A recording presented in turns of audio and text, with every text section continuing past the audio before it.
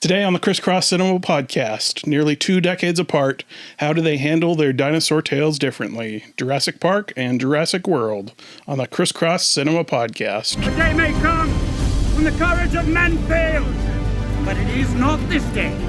You gotta keep breathing, because tomorrow the sun will rise. Who knows what the tide could bring? Hello and welcome to the Crisscross Cinema podcast, where we crisscross cinema history to find connections you may have never recognized.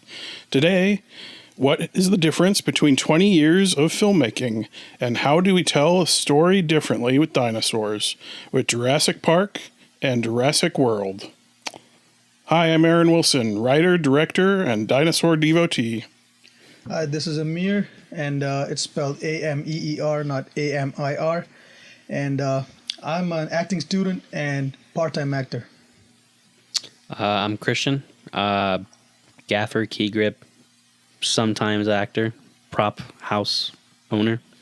Thanks for having us on, Aaron. Yeah, thanks for coming. Today, just as always, we'll review our 2 films, and then we go crisscross to compare and contrast. But first, Amir, what have you been watching? So recently I've been watching some anime, Solo Leveling and One Piece, but there's a show that I watched recently. It's called Severance. Oh, yeah. Yeah, that's pretty good. Like, somebody at work told me about it, and it was a pretty good experience. Now I'm just waiting for season 3. Cool. I haven't seen any of it, but I didn't know it had 2 seasons. Good. Yeah. Yeah. It must be very good if it has 2 seasons. I didn't know that. Yeah. I've been doing some rewatches. I've been rewatching Parks and Rec and then Community. Cool. So, Other than that, movies, I recently saw Lilo and Stitch. Live action? Yeah, the live action one. I still prefer the animated over the new one. Sure. It just doesn't have that magic. Yeah. But yeah. Yeah, so I've been watching Doctor Who. I just turned on Pluto TV, which is kind of interesting because it's like watching TV because they've got channels and they just stream like loops. Streaming service, yeah. Yeah, and it's kind of cool because it's like watching old TV and you don't have control over it. You just tune in and you're like, oh, it's on this episode. Interesting. So I watched the end of a Doctor Who episode and it was like original Doctor Who, so it was like cheesy as heck and like the OG versions or like the revival. The OG, not the old black and white, but the color ones like from the 70s or whatever. Wow, but, that's really old school. It was really cheesy, but exactly what I needed at the moment. Yeah, and then the other one I watched was the live action Snow White. So. It was. I hope you not as good. I hope you got your money back for that one. The first quarter of it, I'm like, hey, that's not too bad. And then immediately when the witch starts singing, it's like, nope, yep, this is bad. Yeah. And then there's several times where Rachel Zegler does a good job of playing nicey nice Snow White personality in the movie, but there's a few times where I think her more accurate personality comes out, and it's like, sure. Nope. Yeah, I'm sure. I've yet to see it, and I don't think I plan on seeing it, to be honest with you. Yeah,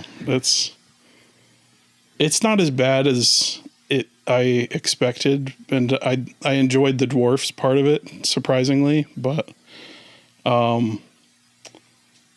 yeah, that's about all I'll say about that. No, for sure. Yeah. The reviews alone were like enough for me to like just ditch the movie. Yeah. I didn't even see any trailers, nothing. Mm-hmm. It's just not and it's kind of sad because that's the movie that made Disney when it was the animated one. Mm-hmm. So yeah, I had the same experience with The Lion King.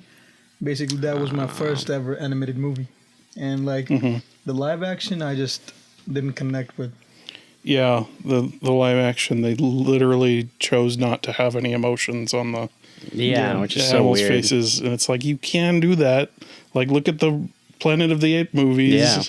They do that perfectly. They do nuanced emotions, and you decide not to have that even on your palette of things to use. Just comes to show that, live action isn't always the answer.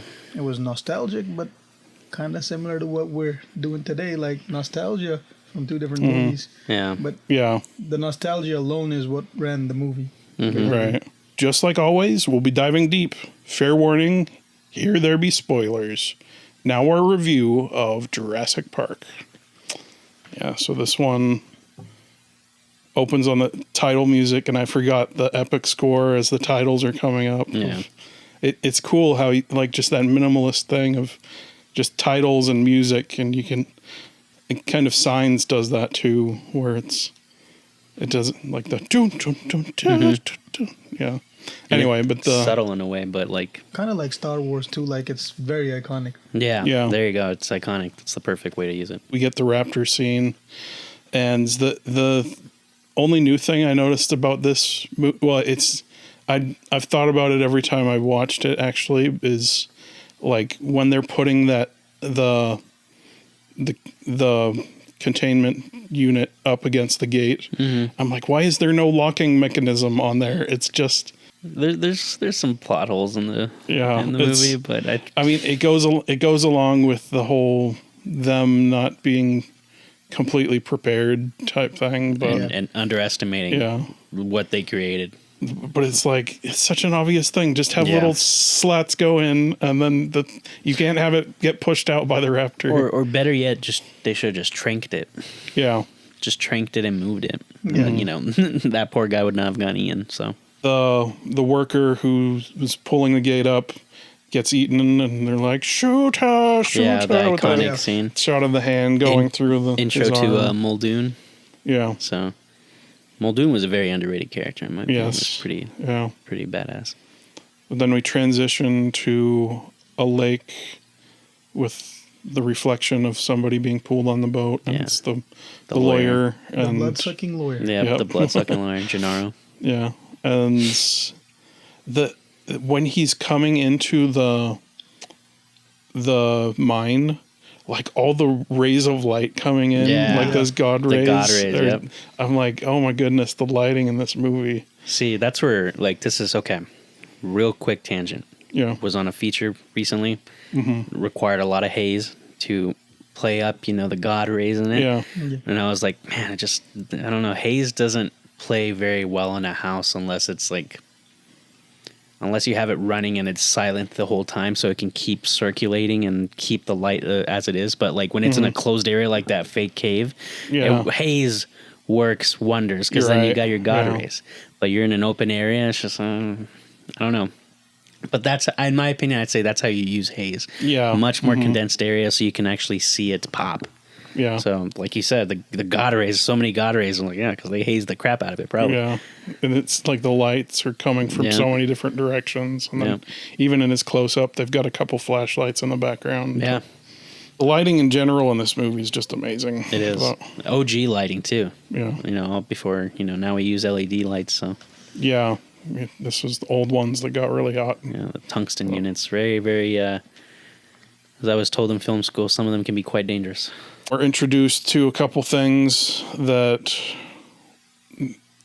Grant's not great with technology. Yeah. Also, he is not great with kids. Yep. And that's the biggest through line of this movie, the arc of his character.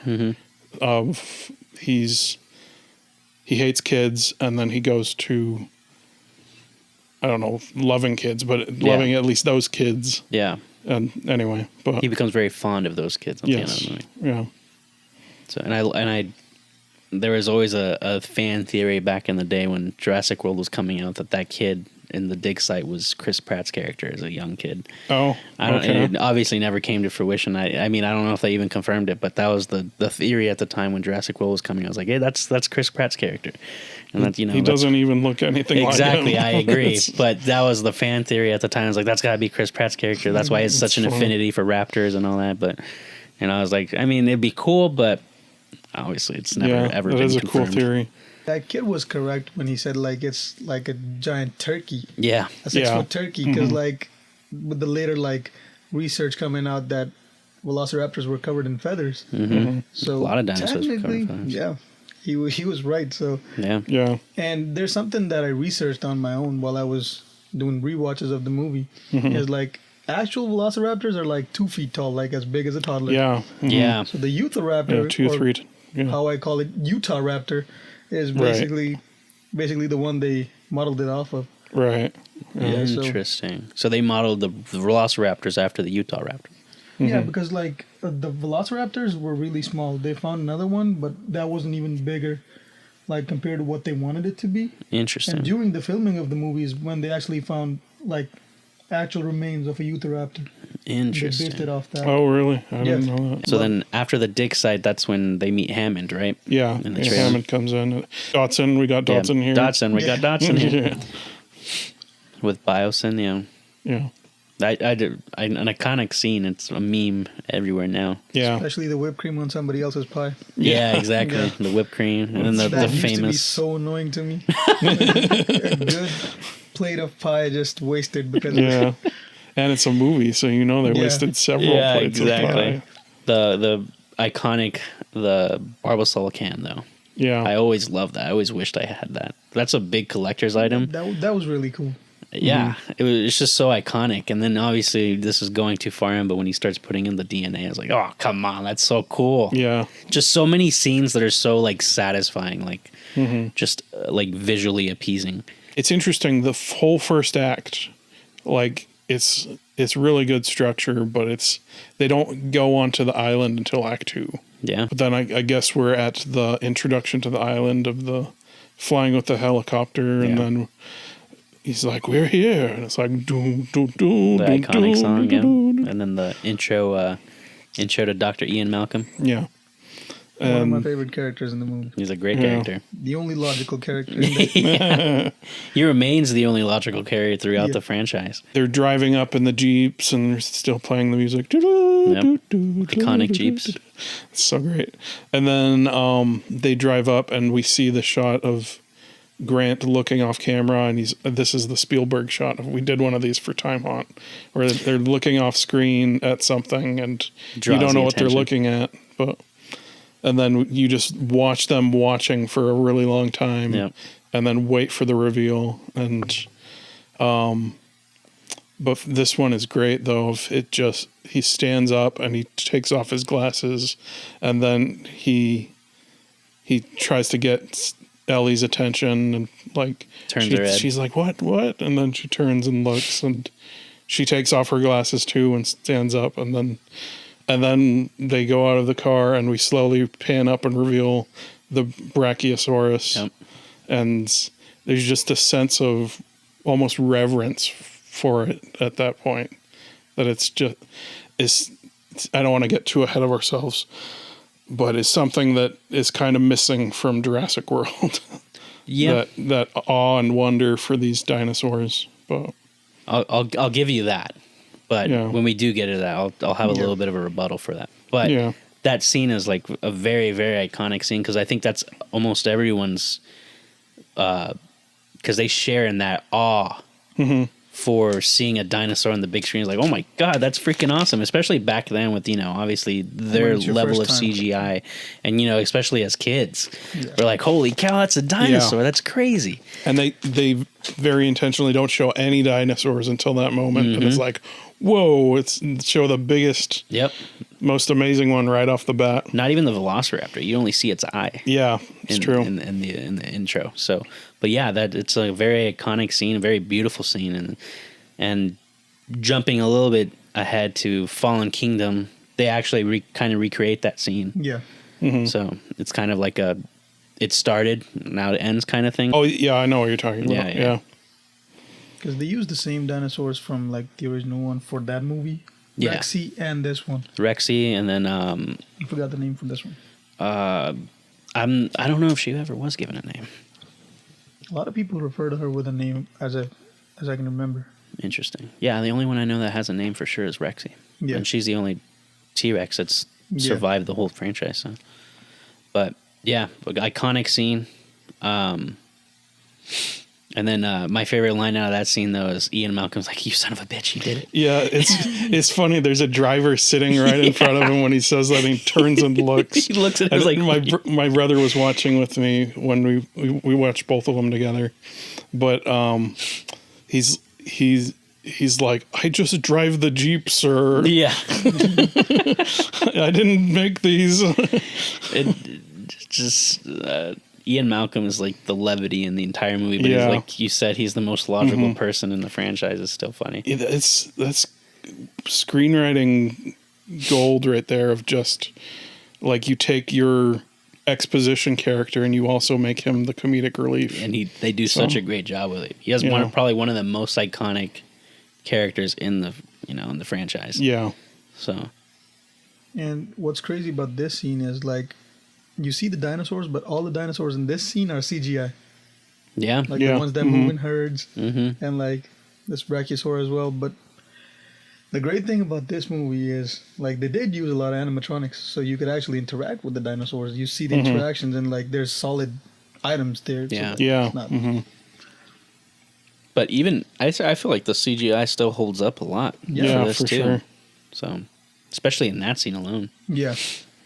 But then we go on the tour, continue on the tour with them, and did they go to the? I think they went to go visit the Dilophosaurus, and there wasn't nothing there. Well, no, No, we're I think this not. is when they go to the lab. Not quite yet. or Like something. so, the next part I have notes for is the raptors. But did they go to the lab before the raptors? Like, I believe so, because like they do the whole tour, then they see the eggs. And Oh, when that's they go to right. the Then lab. well, he's he like- says we have a T-Rex, and then that's when they go to Yeah. the lab, right? Yeah. Yeah, it's like we have a T-Rex. So And Then then he it shows basically them the lab. starts with a Yeah. T-Rex. The moment they said they have a T-Rex, I was sold. Yeah. So and then they go into the. That's when they think they. And go then at into the end of the lab scene, after they see the hatching of the dinosaur, he's like, Yeah. "What type of dinosaur is this?" And he's Velociraptor. like, "Velociraptor." And then they go to the Velociraptor cage. Yeah, there you go. You And red Hammond raptors? doesn't really want them being there, but Mm-hmm. he's And then Muldoon is, obviously telling us like they should all be. they should all be killed. Yeah. Yeah.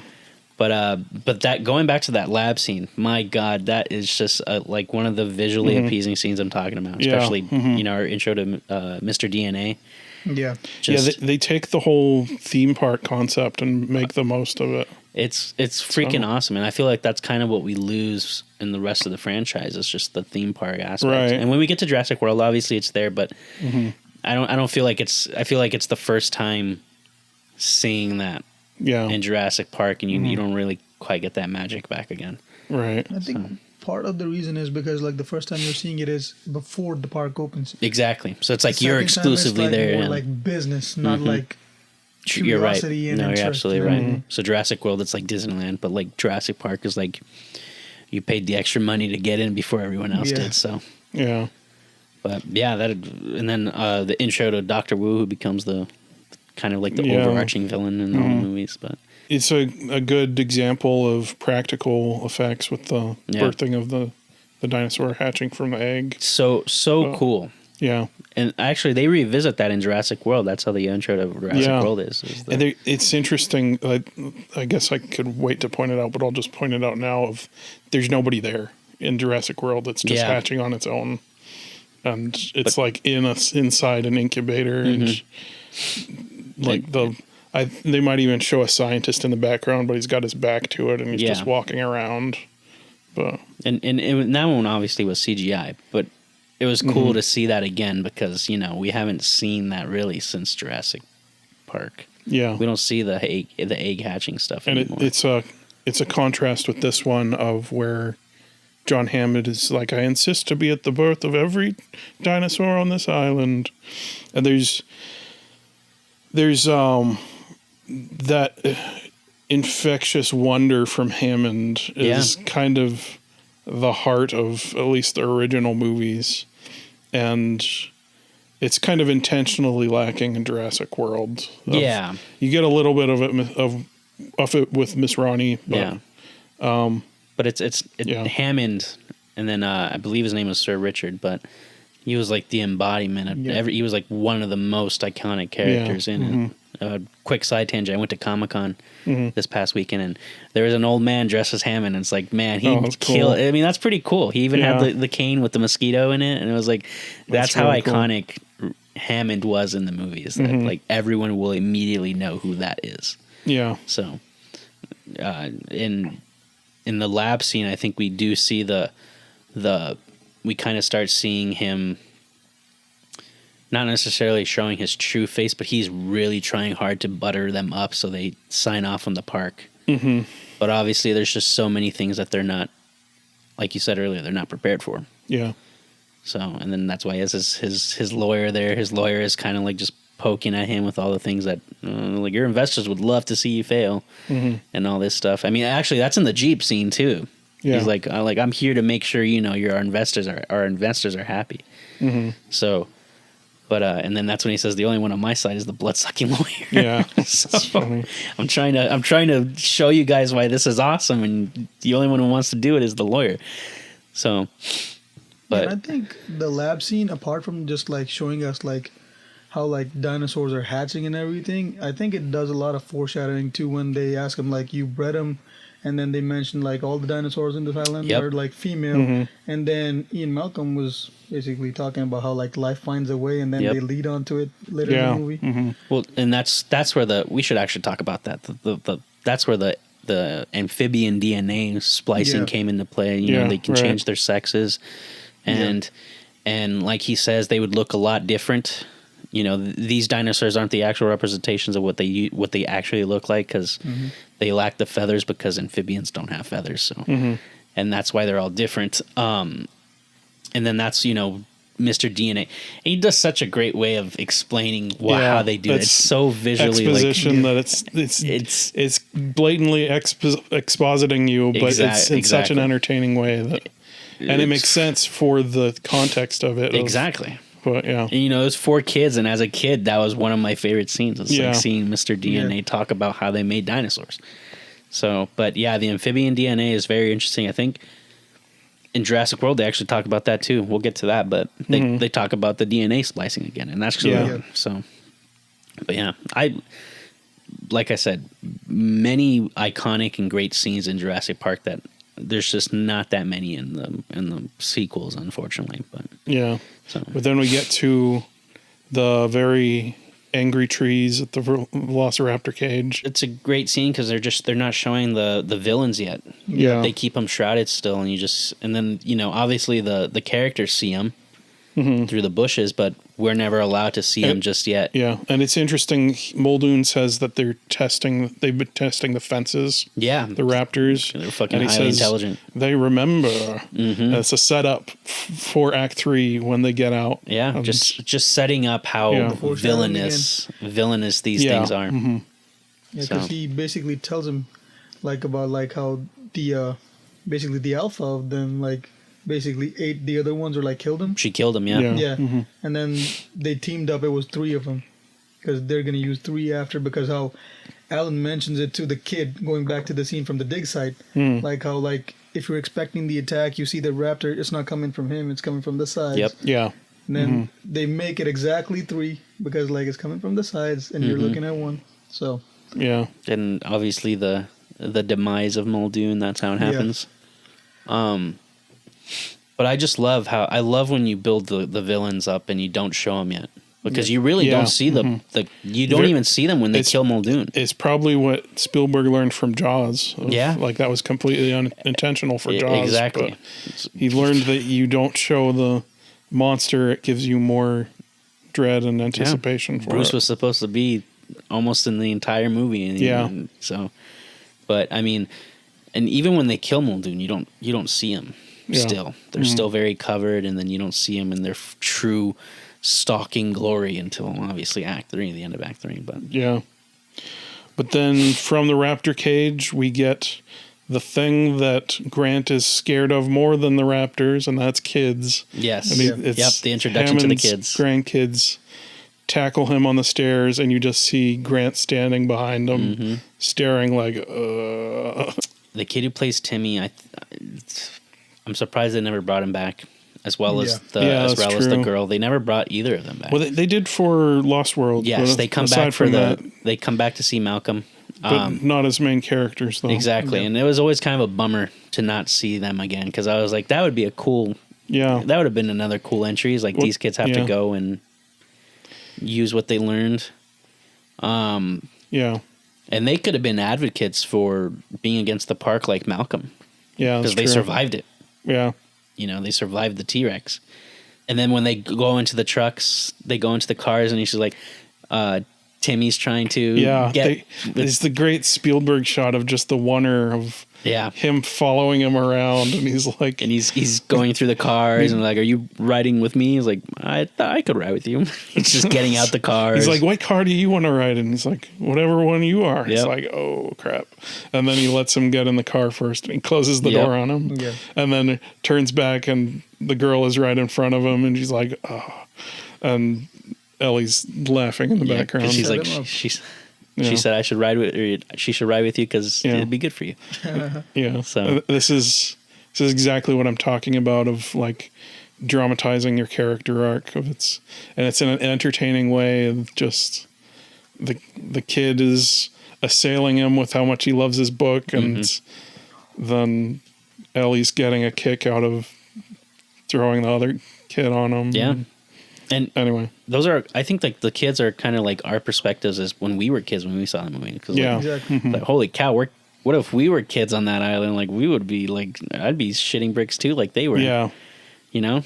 Except Timmy was more educated on dinosaurs than we were. Yes, exactly, very much so. Because all I knew at the time were dinosaurs were freaking cool. Yeah. I didn't know how they were. I didn't know how they acted. It's interesting. There's a theory for horror movies that it enforces like male-female dynamics of like the girl freaks out and you're like, oh, it's okay. Like that kind of thing. Yeah. I feel like Jurassic Park is the same kind of thing, but for like father-child dynamics. Yeah. Of like, because the first time I watched it with my dad, and he's like, every time there's a scary part, I'll tell you, and then you can hide your eyes. And like for the T-Rex scene when we're jumping forward a bit, but when he eats the lawyer, he tapped me, and like I turn and put my head in his stomach, and anyway, that's a kind of a formative memory for me. No, yeah, for sure. And I think that's another cool thing about watching Jurassic Park. You get a lot of memories when you first watched it. So. Yeah. Can we talk about how they introduced Waymo? Like those Jeeps? Oh, yeah, that's true. I didn't even think about Holy that. cow. It's on a track, but yeah. It's self-driving. I was just like blown away by the fact that it just has a navigation system. Like it has all the audio controls and everything. Yep. Yeah. Everything is just set up for you. You just sit on basically technically a roller coaster, but in a Jeep. Nowadays they wouldn't even need a track. They just say drive down this road. And that, I mean, that's another thing we get in Jurassic World is the gyrospheres. Yeah. It's not self-driving though, which is interesting. My brother pointed out like they'd never let you do that, but the plot holes in the movies. That'd be a big liability issue, but yeah. But I think with the gyrospheres, it was more like you have to stay on a path. You have a tour guide, but they decided to deflect from it. Yeah, it's kind of like our ATV tours in Arizona, but like if you choose to like go on your own, it's like you gotta stay in the zone. Yeah, the designated area. Emergency too, because like nobody was paying attention.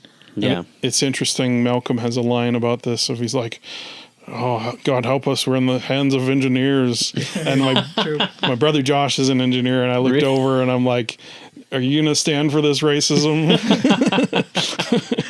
Or like, "Did you hear that racist comment?" And he's like, "Yes."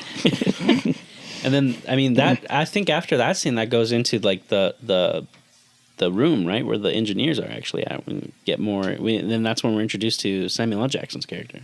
Oh yeah, yeah. That's where Dennis takes a break. We keep cutting back and forth between the engineering room and the tour. Yeah, and we get Malcolm tapping on the camera. Hey, are we ever going to see some dinosaurs on this dinosaur tour? You would think you think on a dinosaur, theme park there'd be dinosaurs. Right? Yeah, it's like, I really hate that, man. I kind of like the fact that they actually make it realistic. Like, because if you go to the zoo, you're never going to see, like, a tiger out there, like, if you're trying to look for it. Yeah. Only if it's walking around. Yeah. Like, sometimes they're in the shade, sometimes they're in the Yeah, it's very accurate to a zoo. Yeah. Well, you get that with the Dilophosaurus. Like, you never see him. You never see the Dilophosaurus until, is that, middle of Act 2? And you could see that on Hammond's face, too, because he's, like, so much for the tour. Because, like, he sent them out, and dinosaurs are not even, like, doing what they're supposed to do. Mm-hmm. And then I think that's when they say, isn't there a line where they say, like, well, let's just send him to the T-Rex. Yeah. See if she's there, and then that's when they try and entice the T-Rex with the goat. Yeah, and And I think right before this, we learned that the storm is just about to hit the island. Yes, and then that's all Nedry's plan is to use the storm to shut everything down. And there's a shot of Nedry's computer, and I didn't notice this until this watch through, but there's a picture of Oppenheimer taped up on his monitor. Yes. I'm like, hey, that's Oppenheimer. Uh-huh. But, And then, I mean, well, that's probably like, you know, I am the destroyer of worlds. Hammond created things that he shouldn't have. right, yeah. So, but that whole scene I love because you're just getting more exposition into who these characters are. And then one of my favorite lines from Muldoon, I'll say it right now, and then you just get more into the kind of person that Nedry is. He's all he cares about is the money, man. He doesn't care about anything. He's willing to risk the lives of all those people. I think it's kind of funny that it's I'm not looking at this as a plot hole, but it's he walks up to Nedry and he's like, I'm sorry about your financial problems, but they are your problems. Like, I will not get into another financial debate with you. He's not paying him enough. And it's like, what happened to spare no expense? Exactly.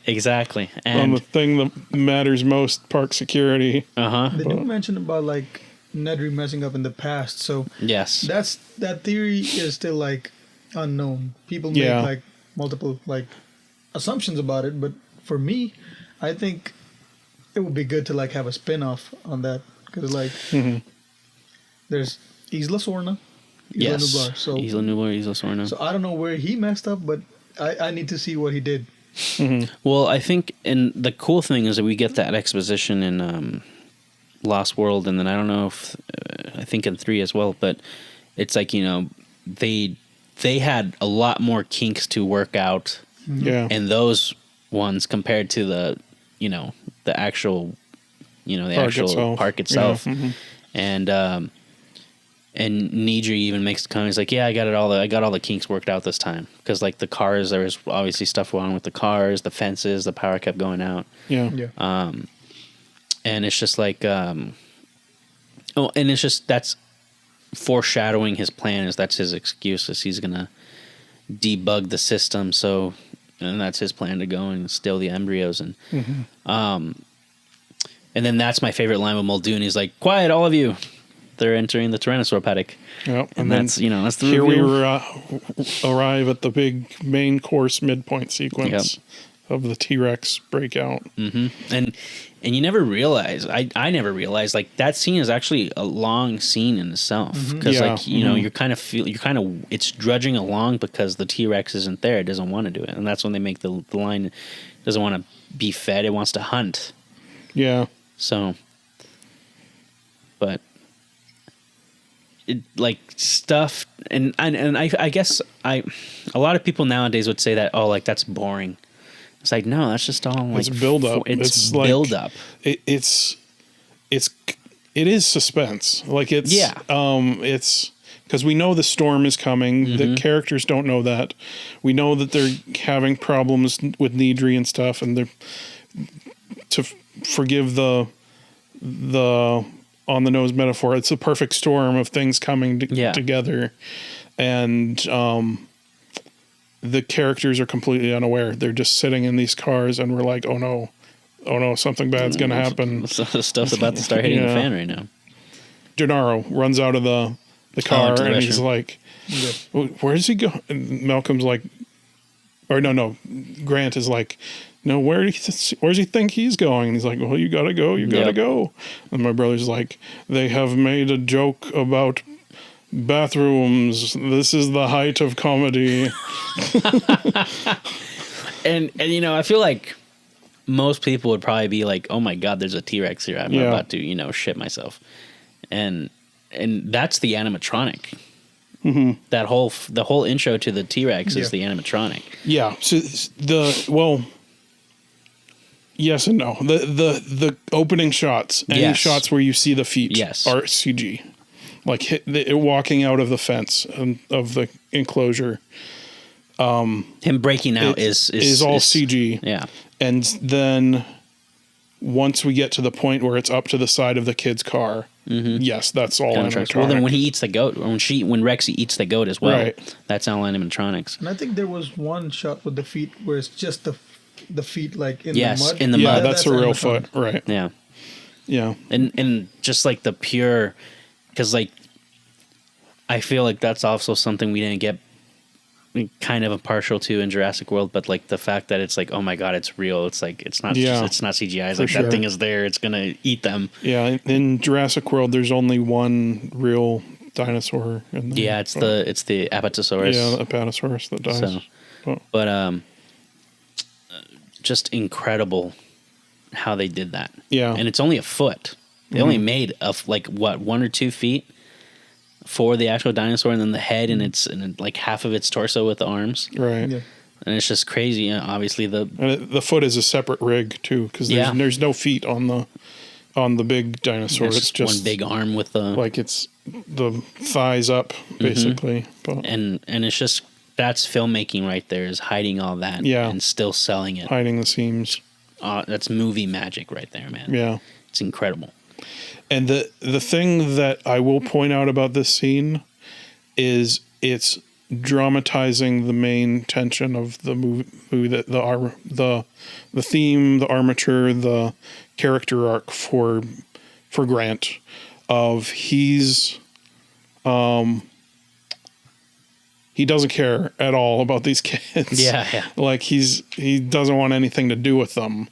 But then the dinosaur comes up to the side of the kid's car, and then when it breaks in the roof and we see these kids freaking out, there's a shot where he leans in and we see Grant's close up of he's got concern now for these kids. It's like, okay, there we go. The first spark of being paternal. Like exactly. Yeah. And then the funny scene that where Malcolm comes in, his window's all fogged up. He's like trying to see what's going on. And that scene alone was terrifying. The Tyrannosaur scene when when she's just looking at the kids and then they point the light at it. Yeah, and you see the eyelid dilate, or the iris. Yeah. And then the one of the coolest scenes in the movie is obviously the glass, and it's just like she's just breaking in, and they're holding the glass. Yeah, that was terrifying. Yeah, I noticed that this time around. I'm like, that is truly terrifying. Yeah, it's like, what do you do, man? You keep just pray to God it doesn't break that glass, man. But I mean, I don't know. I mean, what did you think of that scene? So one thing that I really like about this scene is that this scene, we skipped a scene where Ellie gets out of the car and doesn't even join them back. Yes, we forgot the Triceratops. Yeah, Triceratops. So basically, her this interaction with the T-Rex is after. Yeah. No, you're absolutely after right. they rescue Malcolm. So like, she's unaware of the T-Rex. She just knows something happened. And the second interaction, you could tell it's CGI because like it's chasing them. But like, I like the second interaction just as much as the first one, because then you see like how like it just comes out in full view and that it could actually run and match the speed of the Jeep. Well, I want to jump back to that Triceratops scene real quick. Of that, great that's scene. Another wonder scene that, like the whole first act and the everything leading up to the T-Rex breakout is all wonder scenes, and it's amazing. Like that shot of him on leaning on the Triceratops while it's breathing up and down, and the build up to that scene of them following Tim, and you don't like what are they looking at? Yeah, that's great. Yeah. It's a sick Triceratops at that low on the ground. level, so where when you see it, it just looks like the biggest thing. That's another rule that isn't completely followed in non-Spielberg directed Jurassic Park movies. Like he always covers them from a low angle. Like those when is it Terra Nova? Is that the dinosaur show that came out? Yes, I know what you're talking about. I never watched it, but it had some pretty cool stuff in it. They asked Spielberg for advice on how to film dinosaurs, and he's like, always film them from a low angle.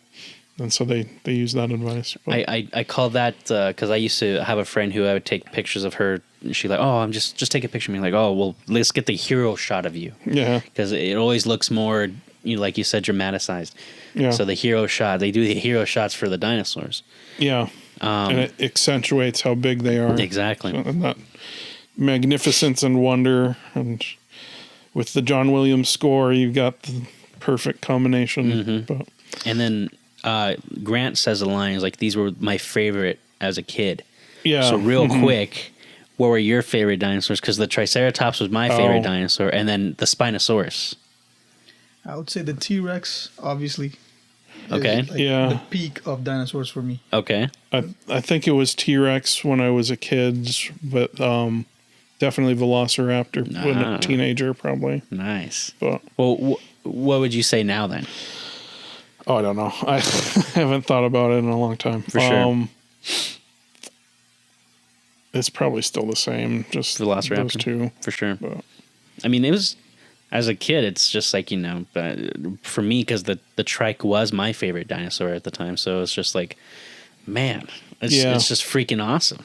yeah, and there's a couple shots that I want to point out in there, or moments that I want to point out in that scene of when they're walking up to it. What is the girl's name? I always forget Can't her believe I name. forgot her name. Yeah, I think it starts with an A. Is Tim and Lex. Lex, yes. Yeah. Correct. Anyway, she stumbles, and Grant just like casually helps her up, and then he You okay? or she doesn't like let go of his hand. Yeah. And it's anyway that's a nice little touch of they know what their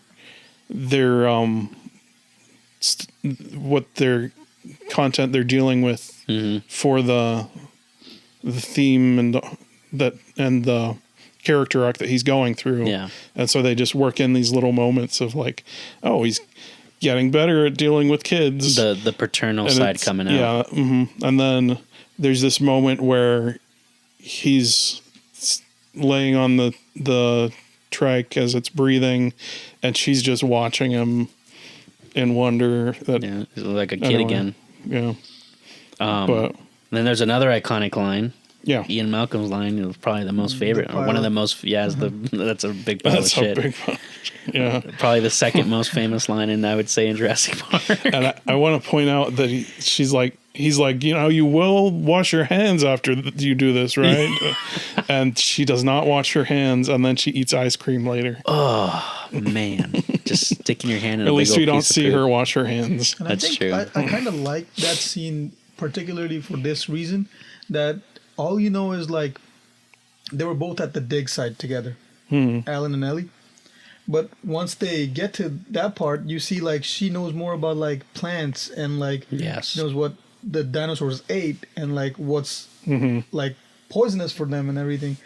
While Alan is just like admiring the dinosaur because he's more of like a dig site expert who like knows about dinosaurs, but she knows like the botanical part of it too. Yeah, right. So And there's a line in the previous scene before that when they're having lunch. It's like, all the fauna, you picked them because they look pretty, but they're actually poisonous to the dinosaurs. Yeah. exactly. So, and obviously that was the problem with the trike. West Is that, Indian lilac. yes. I remember it too. And she had been eating that, and she got sick, and that the scene leading up to that scene is also pretty funny because that's when they're having the little debate, and that's when Ian Malcolm's flirting with Ellie, Yeah. and everything like that. Just shows how much of a player Malcolm is. He's this Right. he's this very logical kind of Debbie Downer comedic type, but he's also he's also a flirt. He's a lot of things. He's a And lot he's of also things. good with kids and has a lot of ex-wives. Exactly, and that's he's the other line. He's like, very- I love kids. I have Yeah. I have a lot of them. Yeah. I'm always looking for the next future. And that's what I'm talking about. Like they could be having a conversation about anything at this point, but he's like, "You have any kids?" It's like, "Oh, we're bringing in the kids thing again." Yep. That's what the theme is for this. And anyway, so we get back to Tyrannosaur. the Tyrannosaur, and the car is flipped at this point, and the kids are both in there, and we have Grant take out the flare, and he runs, and then Malcolm takes out the flare, or like, well, no. Grant throws it in the famous pen, iconic scene that and it tracks it. It's gonna follow it, and then Malcolm gets out, and he's like, this impacted me so much that I have this as like a trope in my mind of when somebody does something dumb that messes up something good. I'm like, you're being a Malcolm. That's Like- good. I mean, it essentially does because the Yeah. Rexy would have gone back into her paddock, Yeah. Yeah. and there's also a plot hole with that as well. The paddock because there's like a freaking 90-foot drop. Yeah, and they're like, how did she I get love up that there? though. That's the filmmaking thing that I'll point out about this scene of it's Spielberg doesn't even care. Like it's just he makes it it's about the emotions and you follow the emotions of it. Like yes, it was a flat thing that she stepped out of, and now it's 100-foot drop. But like nobody complains about that. Yeah, no one complains. You about ride it. the I had a emotions theory. through it.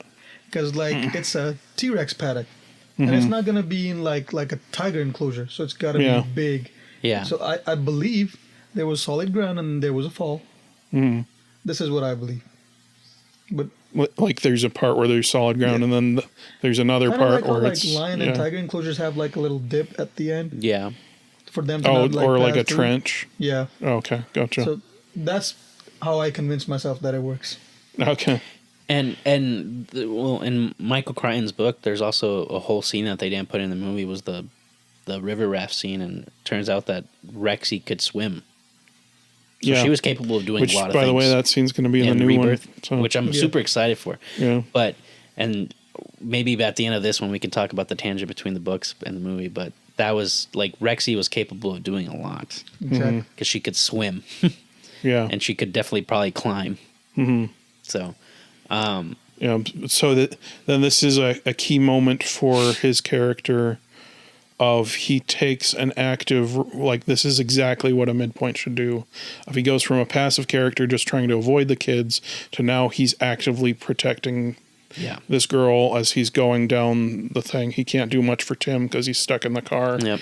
But he's doing what he can for, like he's stepping up and he's becoming more paternal. Yeah.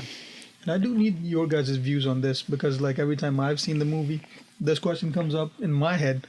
So when they were by the Triceratops, Ellie wants to stay. Malcolm doesn't stay. Ellen doesn't stay. They leave with the kids. Yeah. Because in my head, Ellen would stay with. With Ellie. Yeah, because like they would want to like see what happens and everything. Yeah. Because they're actually like interested in dinosaurs. Well, It's like not from the curiosity point. I think. Well, go ahead. No, go ahead. Yeah, but like, great idea. Like, great way to like separate the group so that he could focus more on the kids. Because if Ellie was in the car too, I want to see how Ellen would react then. Yeah. That would like be interesting. maybe Ellie would like be the first one to like do something. Go save the kids. Yeah. Yeah. No, you're absolutely that's right. I think they intentionally leave her out Yeah. because she'd be very save the kids first, and this needs to be the moment where this is. I'm glad you mentioned that because this puts it where it's a very intentional choice. Yeah. To where he has to step up. Yep. Like he's put in a corner. He needs to be where the hero. there's no lawyer in the car with them. Yep. No Malcolm. He's been knocked out. You are the only one that can protect these kids, and he does. You're right. The big step up scene for him, and it was intentional, most likely. But I also think it was just that's Ellie's character. She was very independent, and she was like, "You guys don't need me. I'll stay here with the dinosaur. I know what it's suffering from." She's a very smart and capable girl, as we see later with the Velociraptor. She was a badass. Yeah. But I think that was also it was the setup, and then also the fact that Ellie was just a very independent girl. She could take care of herself. And then we have going back to what you said. Malcolm then goes and does the hero as well. I think that's pulling a Malcolm. Malcolm obviously just wants to be a hero as well. Yeah. I think that was his little. I'm tired of being the comedic relief. I'm going to be the hero. And obviously he goes and fucks it up, and he gets Gennaro killed. Yeah. That scene will always bother me because I hold going to the restroom being very sacred, and they say that you're probably the most vulnerable when you're in the bathroom. Yeah. And that was never truer than when that scene. You know, there's a Jurassic Park, T-Rex looking at you as you take a shit, your last shit you'll ever take, and then she consumes you. That scene got me so much as a kid. Because I was just like, you should have had your dad poke you and be like, hide your. My dad did your not eyes. do that. My dad was not the type. You're gonna watch it, man. Yeah. You're gonna be a man. And his idea of a man was watching this poor guy taking a shit get eaten by a T-Rex. Yeah. But that scene, I felt bad for Gennaro. He wasn't a bad guy. Yeah. He was a lawyer. He was not a he was a scummy lawyer, but I don't think he intentionally tried to leave the kids. He was just also he shit himself at the sight of a fucking T-Rex. Yeah. Which I think almost every normal person would want to do. Almost literally. He shit But here's the himself. fun Yeah, part. exactly. Yeah. The movie shows that the T-Rex only tracks movement, and then they can't see. But research says, Yeah. best eyesight ever. Yep. That Doesn't was care about completely movement. false. He sees you, he eats Yeah. Even in the show, Jimmy Neutron, you. Yeah. they say Carl makes a joke. It's like, don't move a muscle, and Jimmy's like, Carl, that theory has been discredited. It's not real anymore. Exactly. So, it's just crazy how many things we are learning now, though, about what dinosaurs really did. Like the fact that no one knew what a dinosaur, and this is a big theory now, but no one knew what dinosaurs sounded like until Jurassic Park. Did you know that? No one. I don't think anyone knew how they really sounded. Well, I mean, it's a mix of sounds. But It's a mix of even sounds, they don't, but I mean, exactly. it's But like that, like the T-Rex is a mix of an elephant and a lion, basically, and an alligator, even. Yeah. But what I mean is that like no one now everyone thinks Nobody of knows Rexy's roar as what the T-Rex sounded like. Yeah, it's iconic of Exactly. It was like even now that it's been discredited. Exactly. That's what you want it to sound like. Yeah. And now they've had videos of what it actually possibly sounded like, and that I was hoping you were leading to that. yeah, it's actually kind of scary.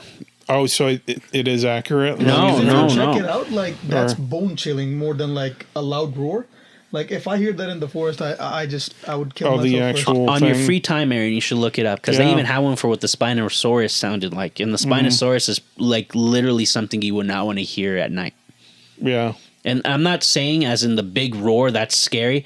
These things didn't roar, dude. These things were like they sound like normal animals that you would not want to encounter alone at night. Mm-hmm. So and the roar is the most iconic thing in Jurassic Park, I would say, and to know nowadays that it's just that's not what they really sounded like. And obviously they didn't know, like you said, they didn't know. They mixed a whole bunch of sounds, but as a kid, we didn't know that. That's what we thought dinosaurs sounded like. The Dilophosaurus, that's what we thought it sounded like. The Velociraptor, another iconic sound bite, that's what we thought they sounded like. And science just completely shifting it all on its head. Then we get to the Dilophosaur scene.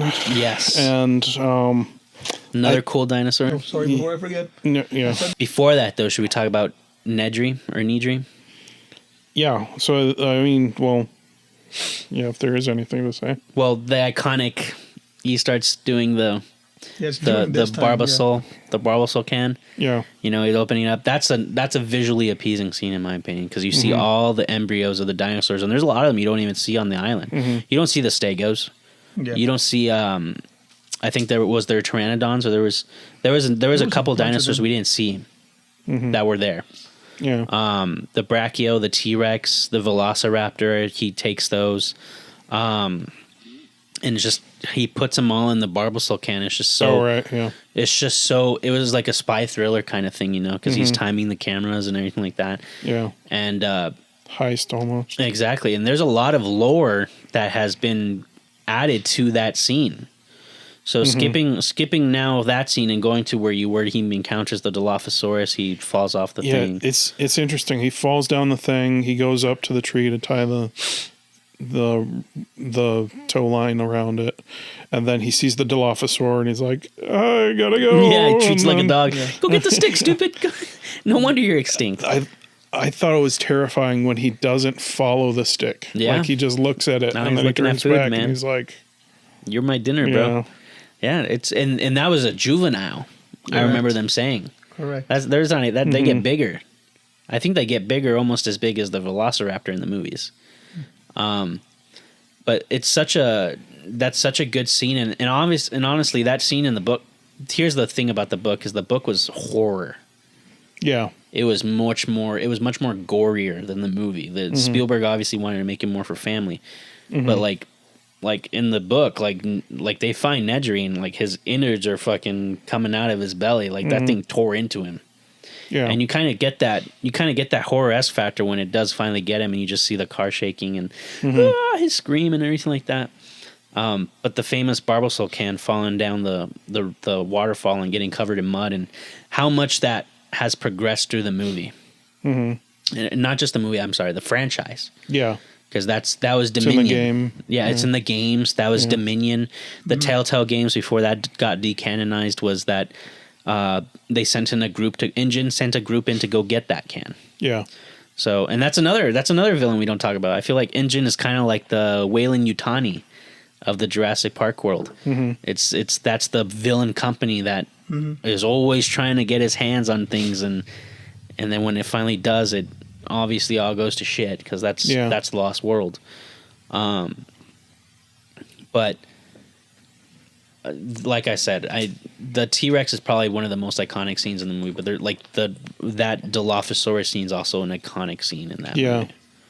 And then we cut back to to Grant and Lex at the bottom of the wall, and there's like this drain tube that's at the bottom of it that he's like, go hide in the tube, and she's like, he left us. Mm-hmm.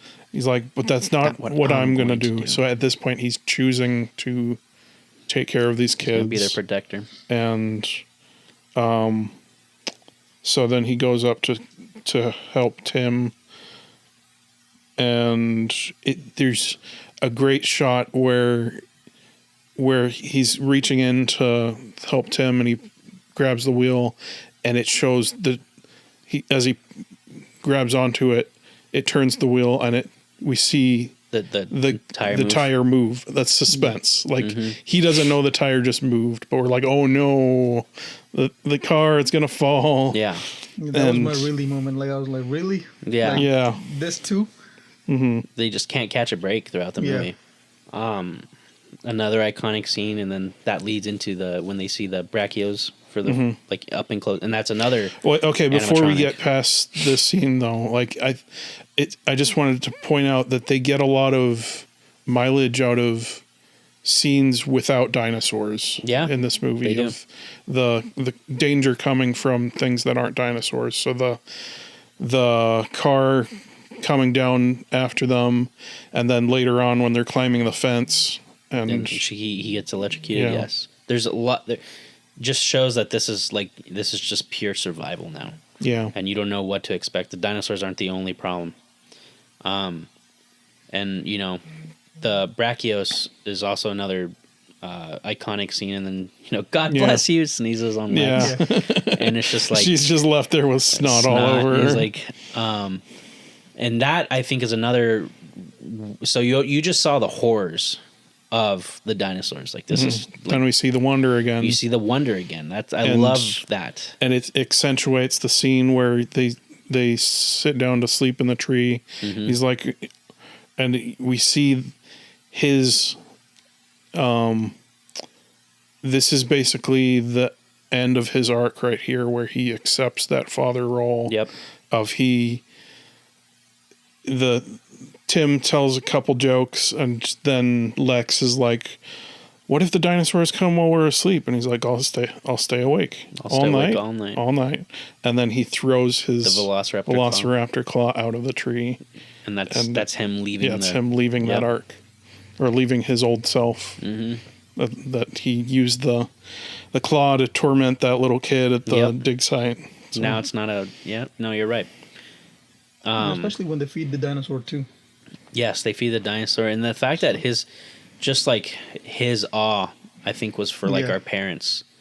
His wonderment with the dinosaurs as well, feeding them and anything like that, petting her, and that movie, Jurassic Park, like made us all awe, whether you were a kid or an adult. Yeah, there are scenes in that movie and things in that movie that made everyone go like, "Oh my God, that's awesome!" That an adult is awed at the dinosaurs. Yeah. Exactly. Just as much as the kid would be. So, and I forget which scene is after that.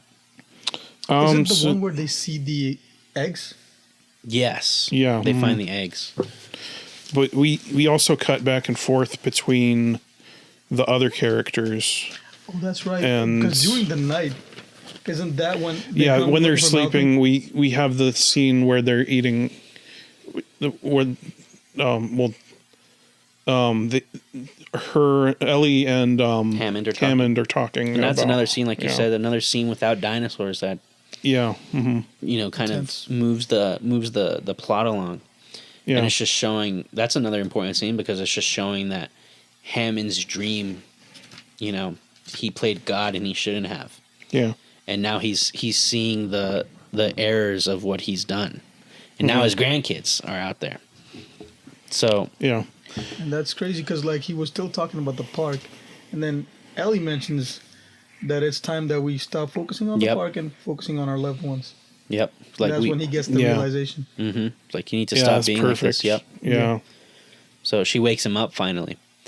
And then then I think that leads into them, or is that already when they found Malcolm? Then we go to. I think that leads into it. It's Malcolm and them hiding in the electrical yes. thing. So and we missed the part where they find him. Yeah, what's when that? They go looking for him, and then the T-Rex chases them. The T-Rex, the famous T-Rex there's a quick scene where they find him, and then we talked about the driving away from the T-Rex and the objects in mirror closer than they appear. The joke that they do in Toy Story, which I thought was pretty funny. And anyway, but at this point, they're planning to go to turn the power back on. Yes. What they've got to, I love this, they need to do this more in the newer movies of like going through, like they've got to get through I guess they do this, they got to go through enclosures or it's not even an enclosure, like the raptors are just out. Yeah. So they could be anywhere. Oh, that's another iconic scene is the raptors finally broke out of their paddock. Yeah. Mm-hmm. They see they're walking past the paddock and they see the wires are broken. Mm-hmm. And anyway, but so Ellie and Muldoon have to go turn the power back on, and then that's intercut with, we quickly have the Gallimimus scene. Another iconic stampede, and then eats the Gallimimus. The T-Rex eats it. Scene in the same time, simultaneously happening when he's trying to reboot it.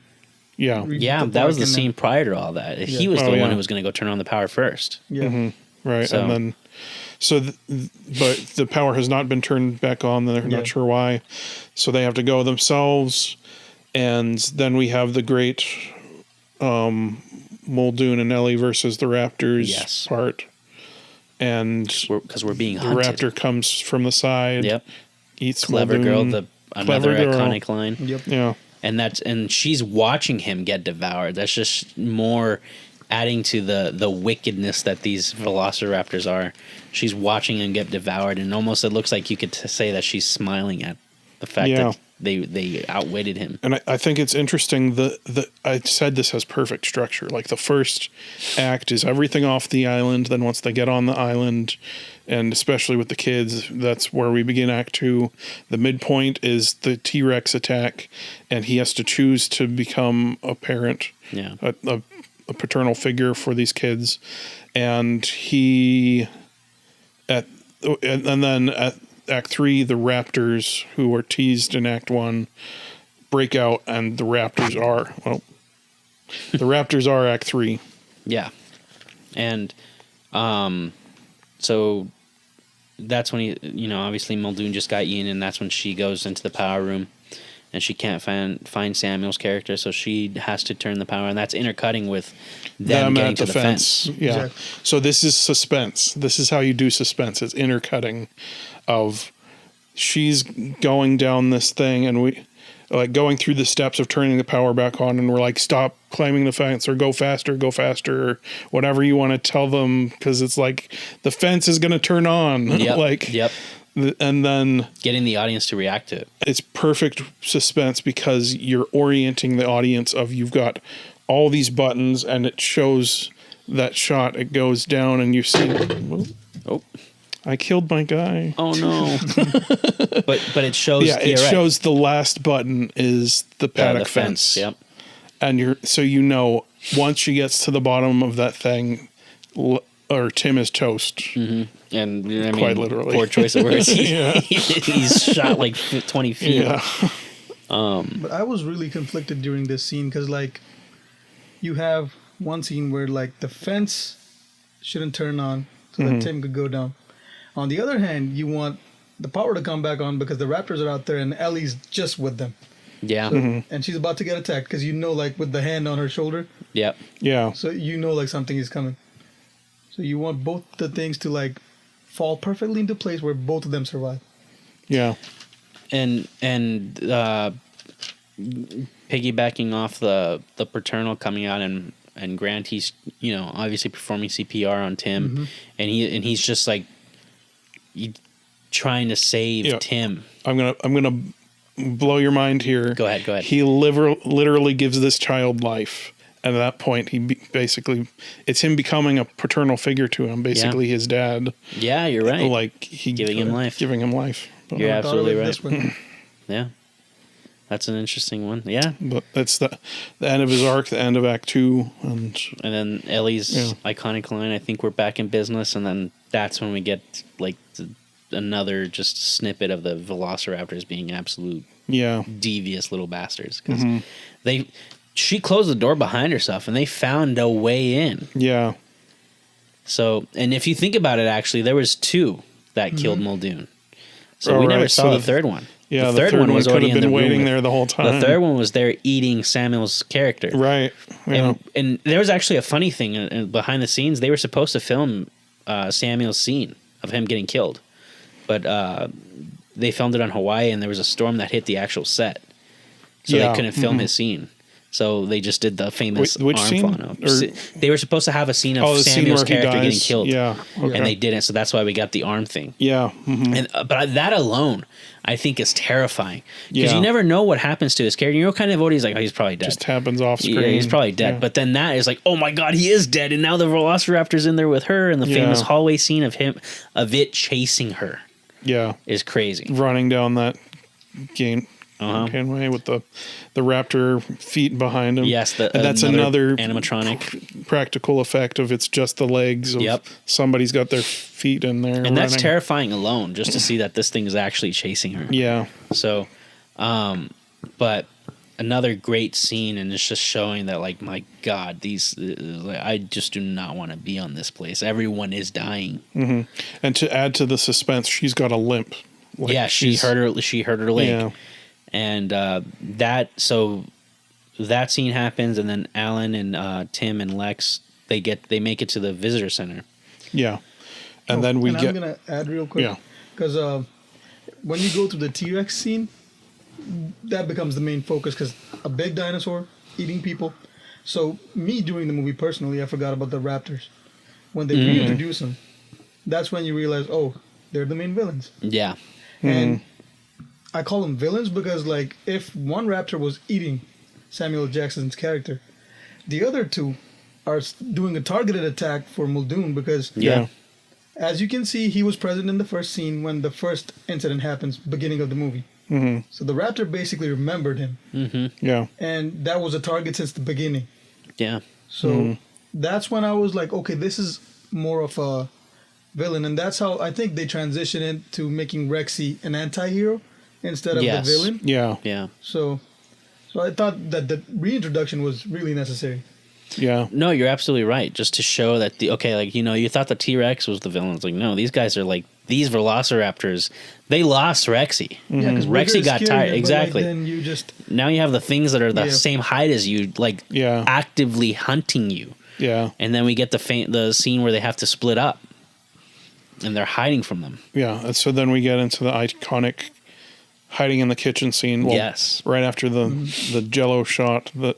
Another one of the Jello on the spoon. That's with the backdrop of the Velociraptor, and then you see the shadow of the backdrop, and she's scared.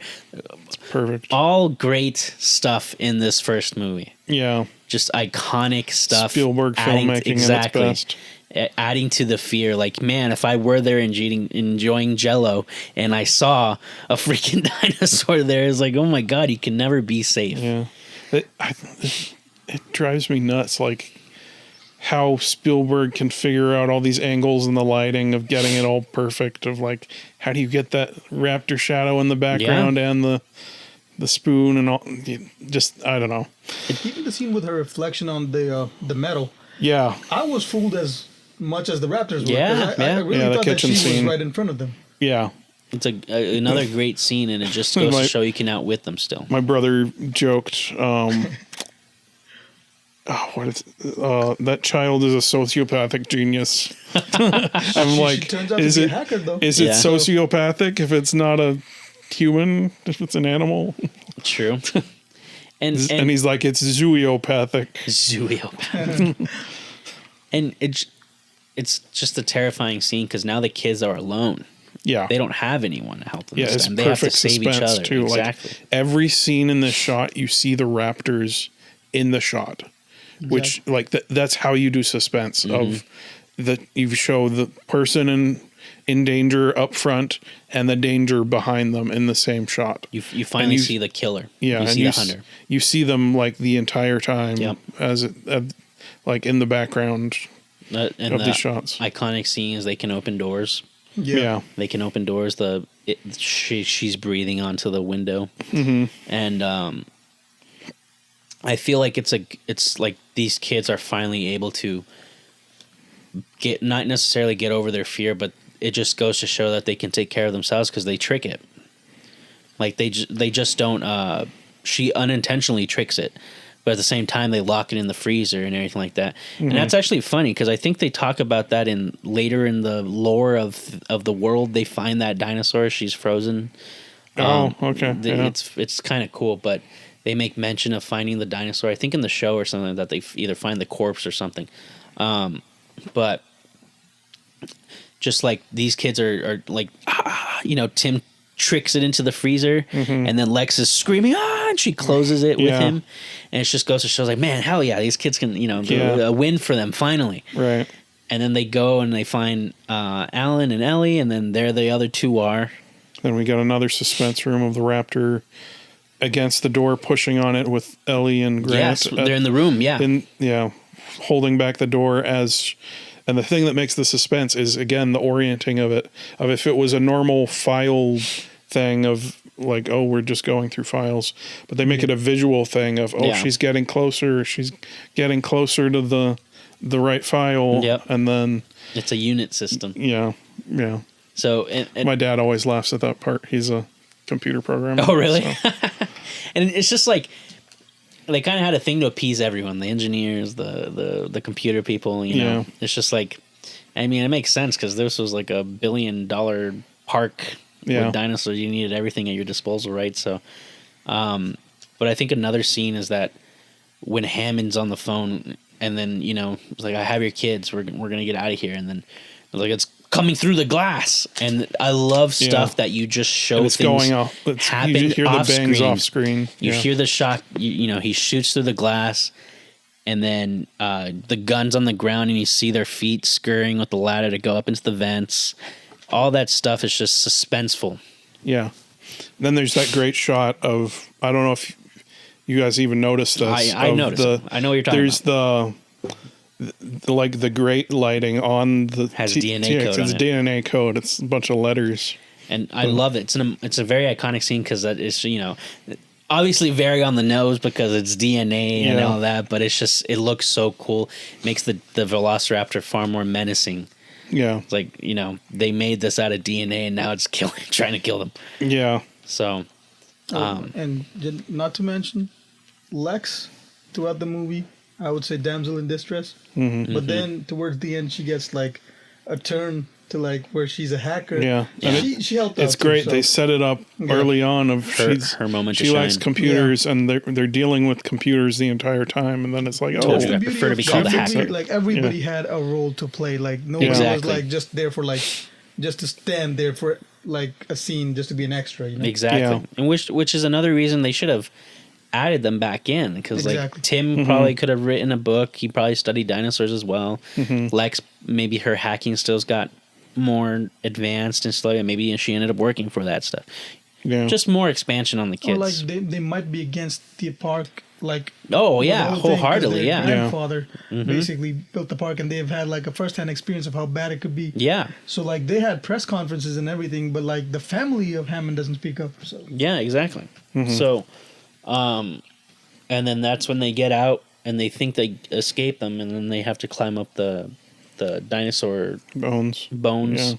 Yeah. That's also terrifying because I'm not so much scared of them now, but heights. Yeah. It's like, so what are you gonna do? You're gonna get up somewhere high and get out of the way of the velociraptors, or are you gonna just have to deal with them? It's like, what do you do? Mm-hmm. It's like your only option is to climb and then try and make it to that scaffolding. Yeah. But it just shows how relentless the velociraptors are. Yeah.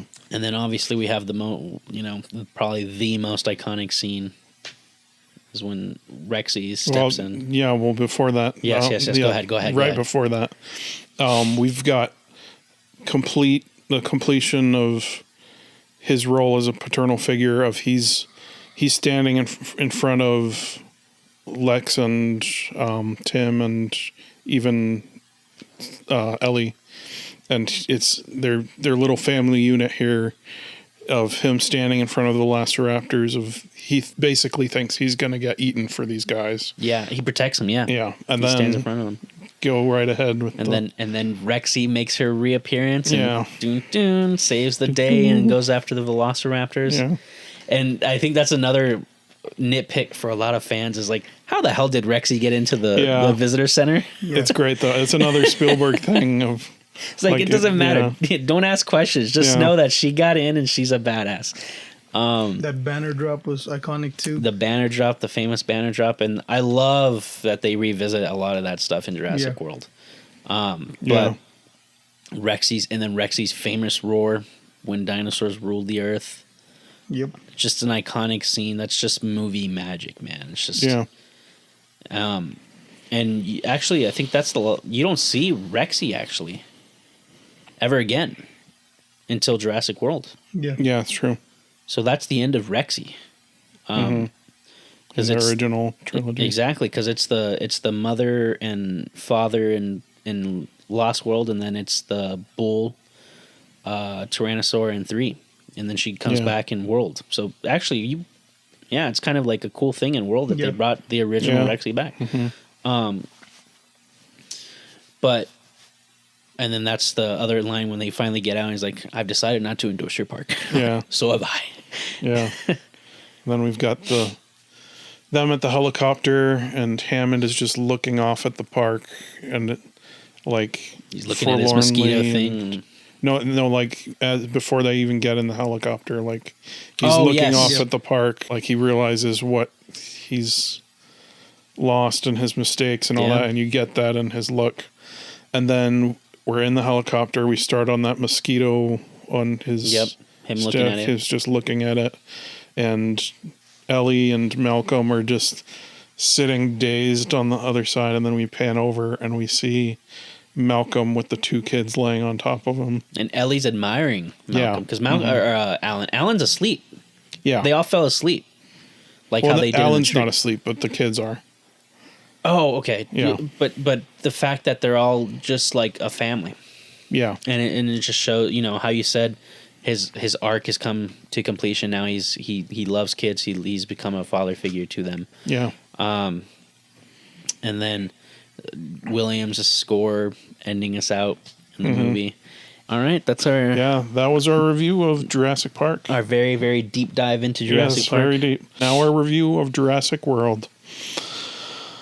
Okay, so we open on the shot of the eggs in the incubator of the Indominus being hatched, and then we cut to white and this big, what we think is a dinosaur foot, and then it turns out it's just a pigeon, raven, or It was a bird, and that's the kind of a funny thing. It's like showing that's where it's a good callback to the T-Rex foot too. Yeah, but as well as like the dinosaurs have now evolved to a bird in the park. So it's a little funny callback, and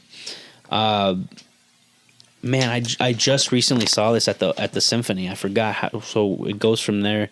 Is it just go in from them at the airport, right? Going into it, or them packing? They're getting in their car. They're getting ready to go to the airport. To World, and then right as the kids go off, there's a bit of a reveal that the 2 are getting a divorce. Yes, and that the sister is not very good with them.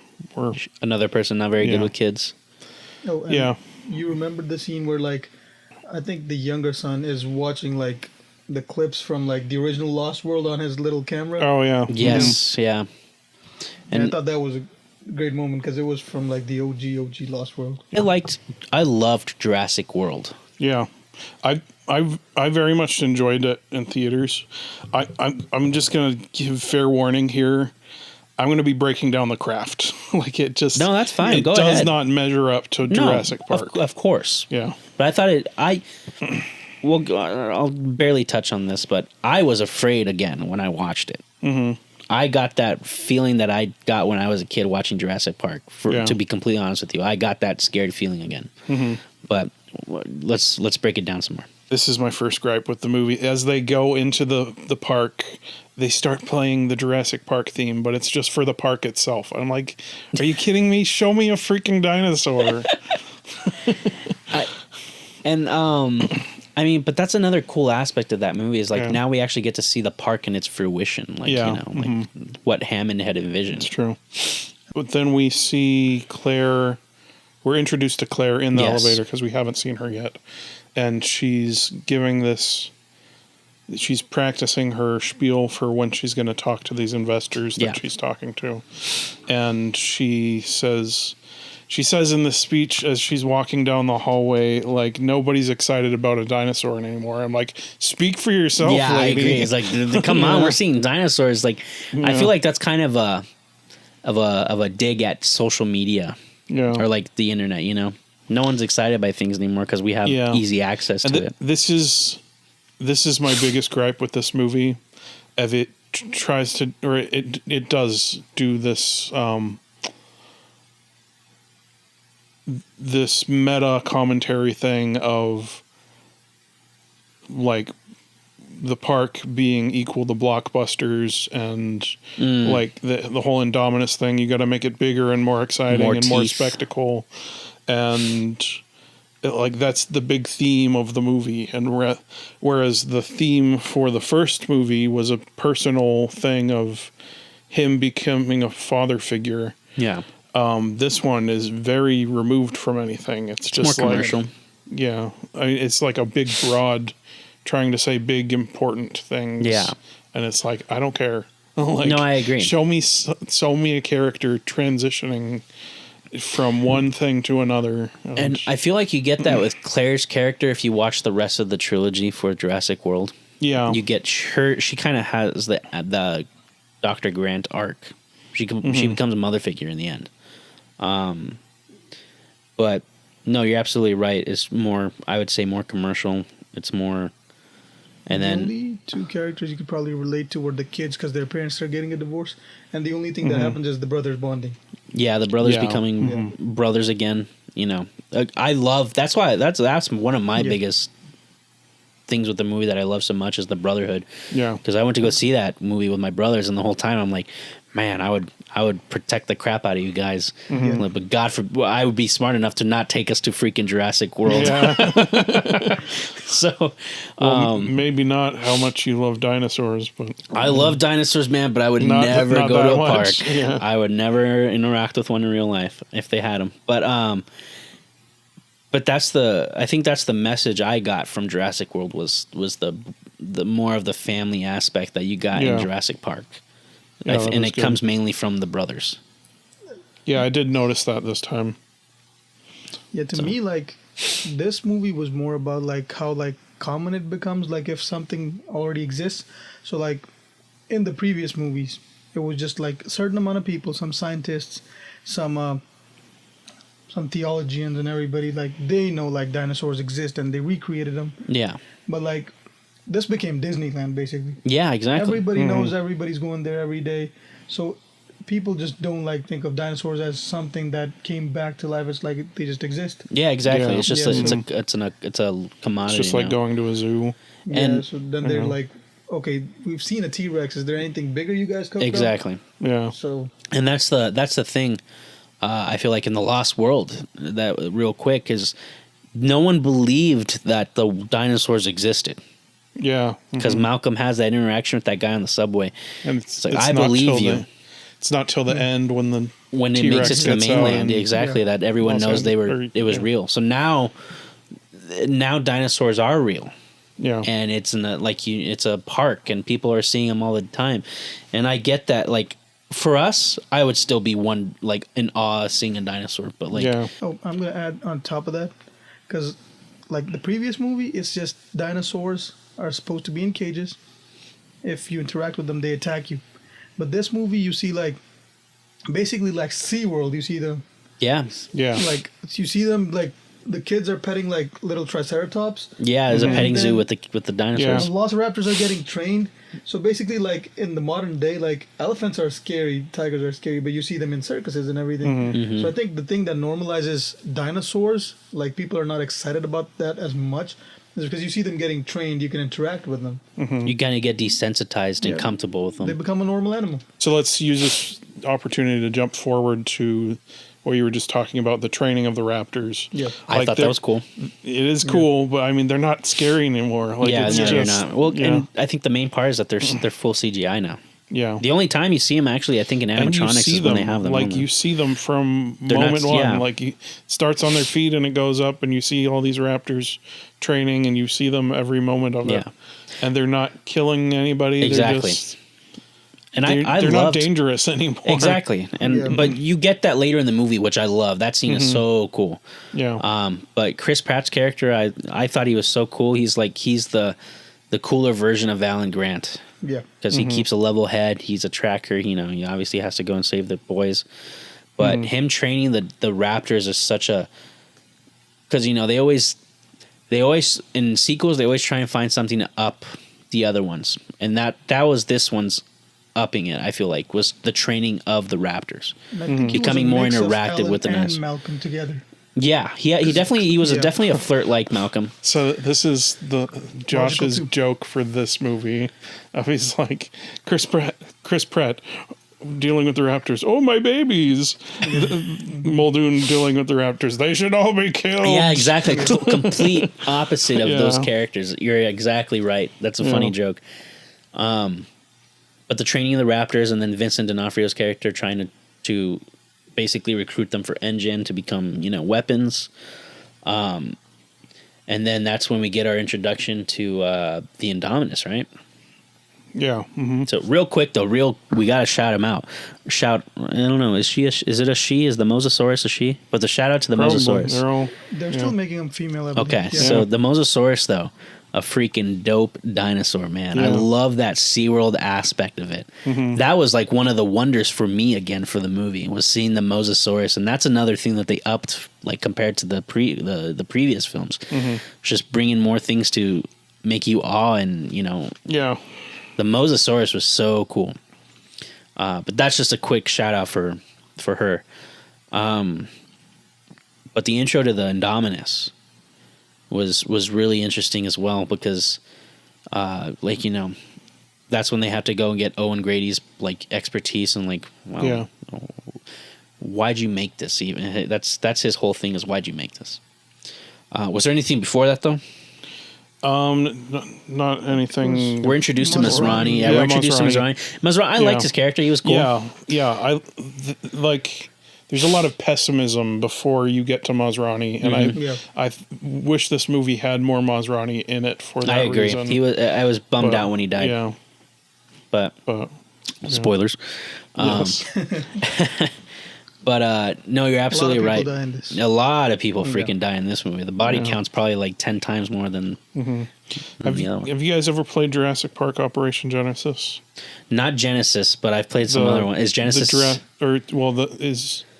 the newer one, the Evolution? Evolution. Evolution's fun, Yeah. dude. It's like, I don't know if you can do it in Evolution, but in Operation Genesis you can like get as many people in the park as possible and then fill your cages with like carnivores. That's and crazy. then you delete the entrances, delete the fences, and just let them run. in World, so they made it more I guess the world more interactive, so like the dinosaurs can break out on their own. You can still like delete the fences and everything like that. You can. Some people, they can get out on their own. Yeah, they can get out on their own. But, Very AI, esque. But like, there's subreddits for Jurassic World, and people will intentionally make like a big old pit at the bottom and fill it. It's essentially what you said. They fill it with people. So they will, to get the people to go, they make a road. Oh, okay. And then so you feed the people into the pit. Oh, okay. And then you put the dinosaurs at the bottom. So the dumb people just walk down the road and end up in the pit. It's not as easy as Genesis, but you can still do it essentially. But it's funny. It's funny how people find the people have a great time. Like, and I feel like in World it's a little bit more graphic in the games, like because you can actually like. The way they did it, it's funny, cool, real quick thing. When you see a raptor, if a raptor attacks you, they do the Owen Grady thing. They do the thing where they try and stop it. Huh, and then the Velociraptor like looks like it's going to get down, right? So then the person puts its arm down. And then it pounces, and then the Velociraptor does the Vincent D'Onofrio thing. And it bites its arm off and then kills the guy. It's much more horror-esque like in Crichton's book. But Masrani was a cool character. And then we get the intro to the people, the engineers at the communication room. I think his name was Lowry. He was the Ian Malcolm of the movie.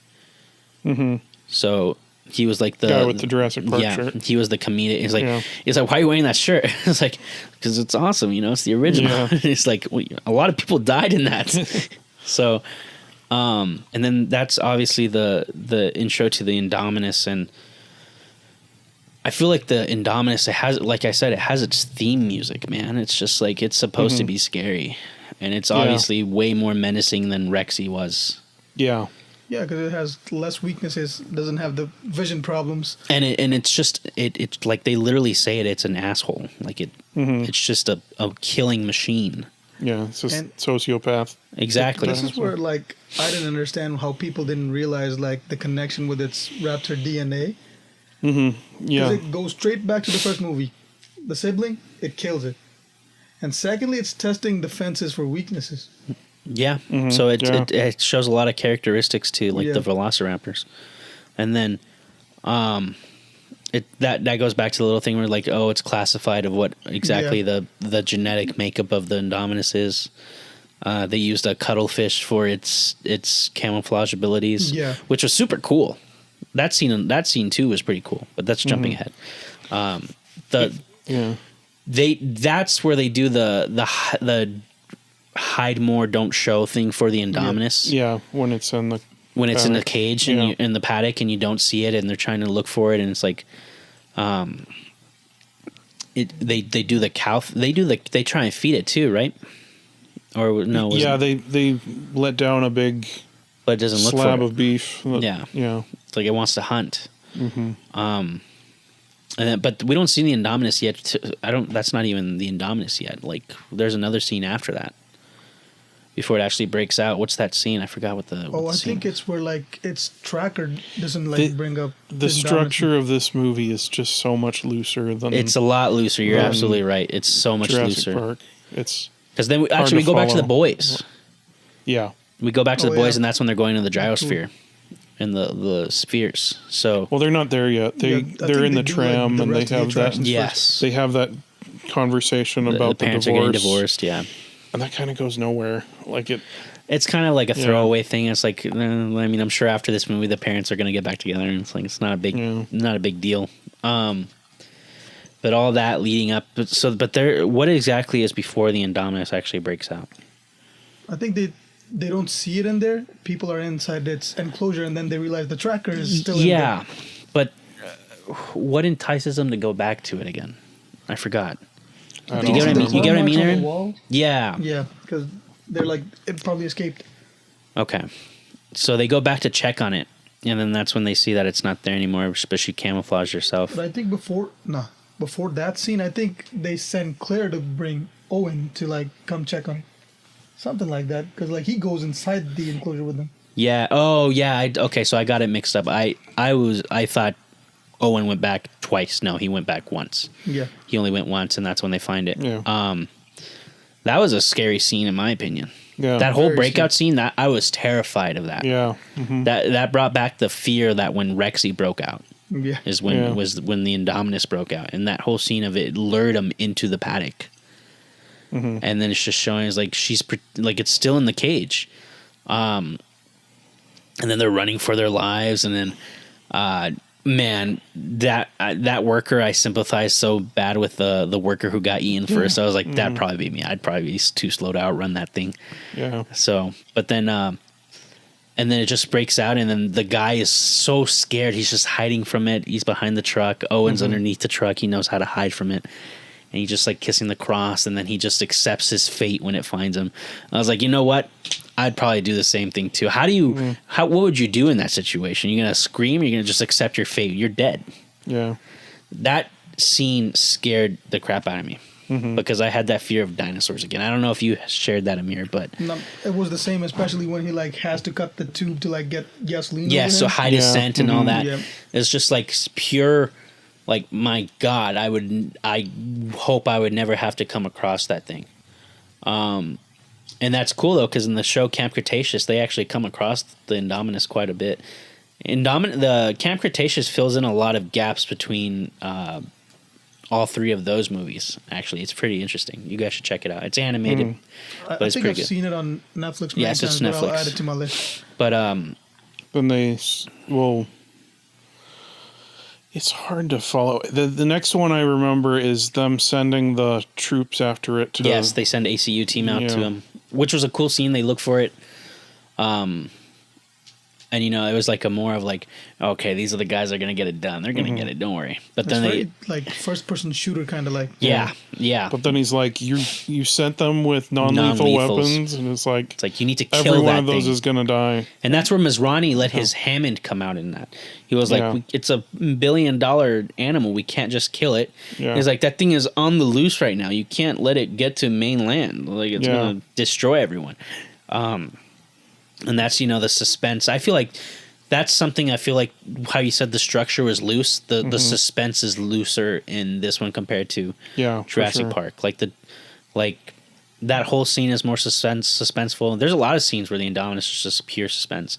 But and then the ACU team and is like, it's got camouflage, and there it is, and it just kills them all. It's just like terrifying. Camouflage scene is probably one of the best scenes in the movie because like it's there and then you just see it. Yeah, and it's like there, and it's playing with them. Oh, and right before the camouflage scene, you see the tracker plucked it out. Yeah, I remember Yeah. where There's a it put chunk it of in. meat with the tracker, Which yeah. I won't lie, I always thought it was kind of a dumb line. Not to be completely Which one? remember where they put it in. Oh, I remembered where it put I it. always thought that was And kind it doesn't of make a any dumb sense line. because he didn't even know anything about Exactly. the Indominus before he went to the paddock. So I thought it was kind of a dumb Well. logical line, but it doesn't. I got over it, but it's just adding to. They're just building up how deviously smart this thing is. Yeah. So it kills the ACU team, and then it's out on the rampage, and then that's when Masrani gets in the helicopter and goes after it. And something that I wish they would show more of. I love Jurassic Park 3. That's my favorite movie. It's controversial. I don't know if it's anymore, but we got pteranodons and pterodactyls in Jurassic Park 3. We get them in this one too. Yeah. It's just so good to see different varieties of dinosaurs again. Yeah. So it breaks into the paddock. And, well, Aaron, was there anything else? Actually, you made a big jump. Like, this is way later.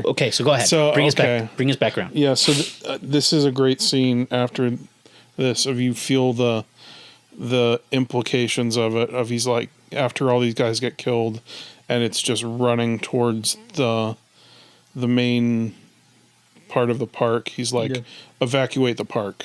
Oh, And- yes, you're right. Yeah. And just the tension in that scene is played really well, and how it goes silent and there's only music and Yeah, And in that everybody's scene- evacuating, but like the two main characters don't evacuate with everybody else to create the problem.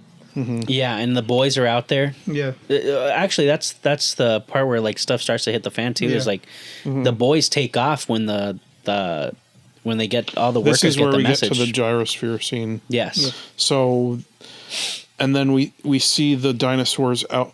Like, this is basically is it the only one? This is anyway, but we're 55 minutes in, and this is the first dinosaur wonder scene that we're getting. Kind of recreating the Jurassic We're Park halfway scene. into the movie, and we haven't been wondered by these dinosaurs yet, which I feel like is an Act 1 thing. That wholeheartedly.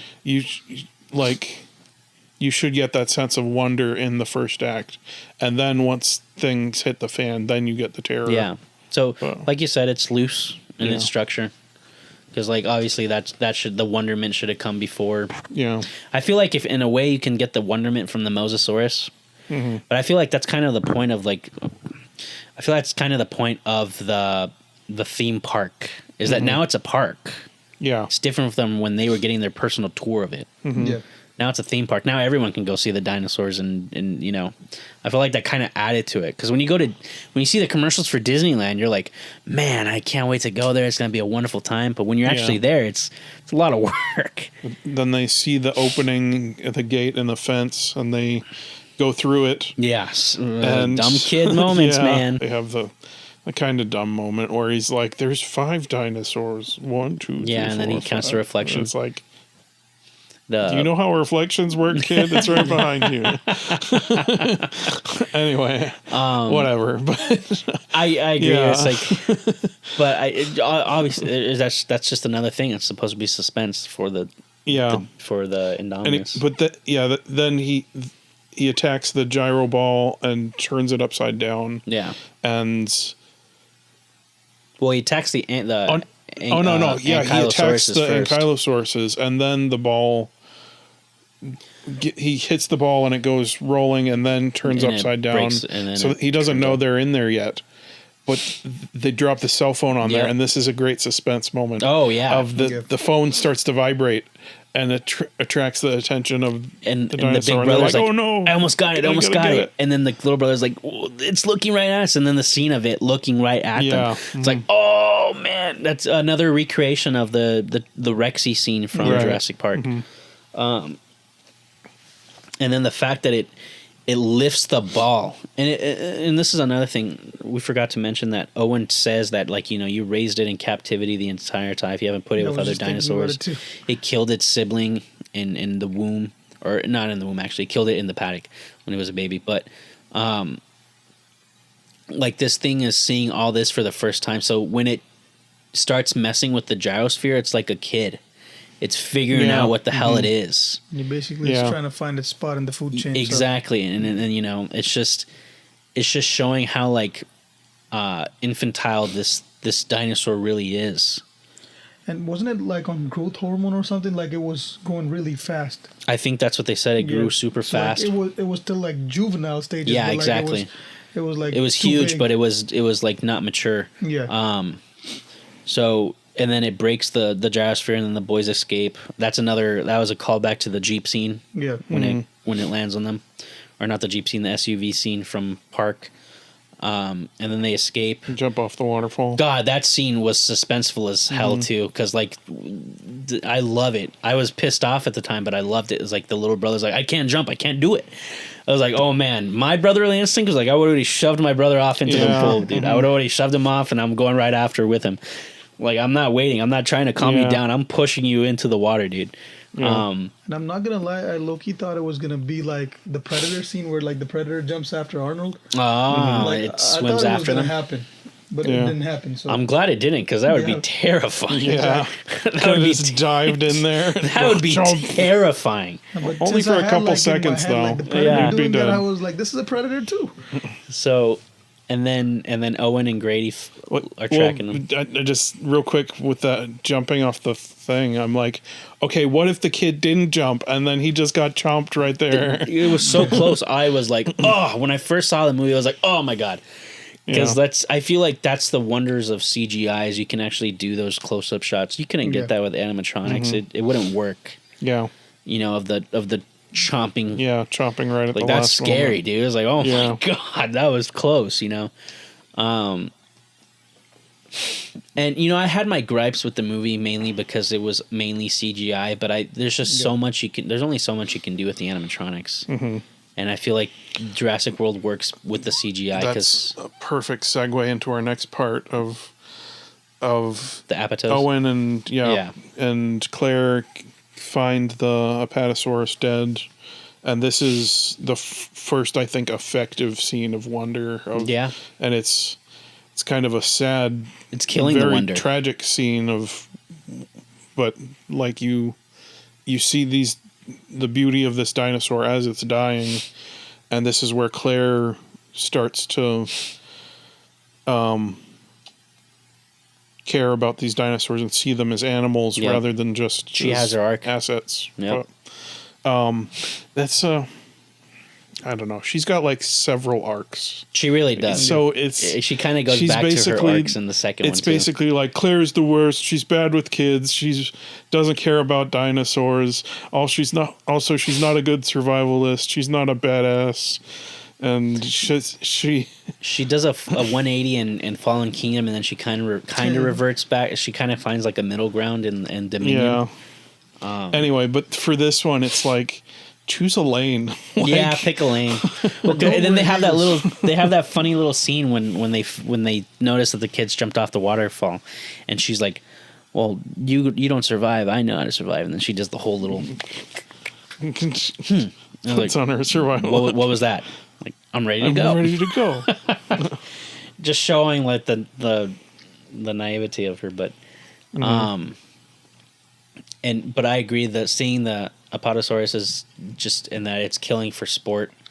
Yeah, a bunch of bodies just and on the road. I feel like that's just like another dig at the audience, not necessarily in a bad way, but like killing the wonderment, like how you said, Aaron, killing the wonderment of these peaceful creatures and how they're dead. Yeah, that's just adding to the villain arc of the Indominus. Right. And then it goes to that wide shot where you see so many more Apatosauruses. Exactly, just dead. It's just killing for sport at this point. I think we get to see the OG Jeeps from Jurassic Park. Yes, they find the visitor center. Yeah. Yes. And so I don't have much to say about that, but yes, that is where we are. I like the visitor center scene. Yeah. Good callbacks. To the T-Rex attack too, because like from the side of the Jeep again. The side of the Jeep, and then they see the when dinosaurs ruled the Earth banner on the ground. Mm-hmm. They even have a little callback to the night vision goggles. Yeah. Oh, yeah. So, I liked it. Yeah. They didn't like rub it in your face like other movies did. It's just like, this is the visitor center. It's just there. Yeah. It's just there, and then they leave. They fix up the old Jeep, but that was pretty cool too. They're very nostalgic, but not overdone. Yeah, and let me tell you guys, if you guys ever get the opportunity to go see it in live orchestra, Jurassic World or Jurassic Park, the suspense you feel of the actual like music there is insane. Yeah. Every time the Indominus' theme came out, I'm like, oh. Because when they go, yes, just its villain theme, and then when Claire and Owen get to the visitor center, and then it tracks them there. And just it looking for them, the live orchestra is just adding to the suspense of the scene. It's incredible. But is that's what happens right afterwards, right? Is that it's Claire and Owen now at the So then they arrive at the Jeep place, and this was really effective for me. That scene where the Indominus sticks its head in, and it's as big as the Jeep itself, and just to show how relentless that it is. Yeah. It's looking for them, and then he put the gun down, which was like rule number 1: you don't put your fucking gun down. Mm-hmm. Like, you don't put it away, and then he sees it and he can't get to it. But just like holding your breath, like it doesn't see him, and then and then just going to show how much of a villain, because then it leaves, but then it knows that she knows that they're there, and it attacks them, and they make it out. Yeah. One thing I was bothered about with this movie is like the only dinosaurs you see in it are the I-Rex and the Velociraptors. Yeah, and the Pteranodons. You see a lot of those guys too. That's true. But I mean, it's only the predatory dinosaurs that you see. You don't see none of the herbivores. Yeah, the only time you see them is the Apatosaurus being dead already, and the gyrosphere scene. The gyrosphere scene, and then you can even include the petting zoo scene. Yeah, I guess you see the trikes and then the baby Apatosauruses. I guess I just needed more of the, like, Spielberg how to use them for wonder in the first act, to be like, look how amazing this place is. But I guess maybe it was intentional that they're like, oh, it's boring, like nobody cares about dinosaurs, or I don't know if it's craft that they don't know how to do that, or that they intentionally didn't do it to make it seem like dinosaurs are just mundane. I feel like it's a little bit of both. The mundane thing, I think, is the most important thing, but I also feel like they just, they're obviously not Spielberg. They didn't have that expertise to do it. Right. Plus, like, the audience already saw that in the first trilogy, so... Yeah, I feel like that would have been a little bit... They try to rush the plot to, like, the conflict, I think, instead of, like, showing us the same dinosaurs we already saw. That's fair. But I think they did it well because they saved the T-Rex for last, because if you see him, like, in the beginning, you're like, oh, that's the T-Rex from... Oh, yeah, we forgot about that, too. They show Rexy. Yeah. Mm-hmm. So they do They show him. don't show her in the the goat. beginning to, like, take away from, like, the actual nostalgia that hits in the last scene, so... Mm-hmm. And them leaving leads into them getting into the bird cage. Yeah, But what were you saying? that's that part. We're to that part now. Okay. What you were talking So about. they escape and they start making it to the trees. It can't follow them. So, but then that's when Masrani shows up in the helicopter with the ACU guys, and they put the machine gun on it. That's one thing that griped me the most, and I always try and defend it. But it's like they're in a helicopter. It's hard to aim. And it was like, dude, you got a big old machine gun. Like, aim ahead of it. Yeah. Like, you can kill it. You can hit it. Come on, you're just like. They had like a big stretch of land that were no tree coverage until it got to the birdcage. I'm like, oh, come on, you could have hit it a lot, like plenty of times. Just hold it in one spot in front of it, and it'll run right through the line of fire. And it's a movie. It's got to have the movie logic. But I was just like, man, if any of us were in that position, we would have already gotten it. I feel like, right? I thought Masrani was having second thoughts till, like, he actually, like, saw, like, oh, I'm losing it again. That's fair. I mean, he also was a pilot in training too, so but I love that scene when the Indominus just breaks into the birdcage and then just seeing all those the flying dinos just like, hey, what are you doing in our home, bro? What are you doing? And then she's like, just don't even care, and then unfortunately Masrani dies.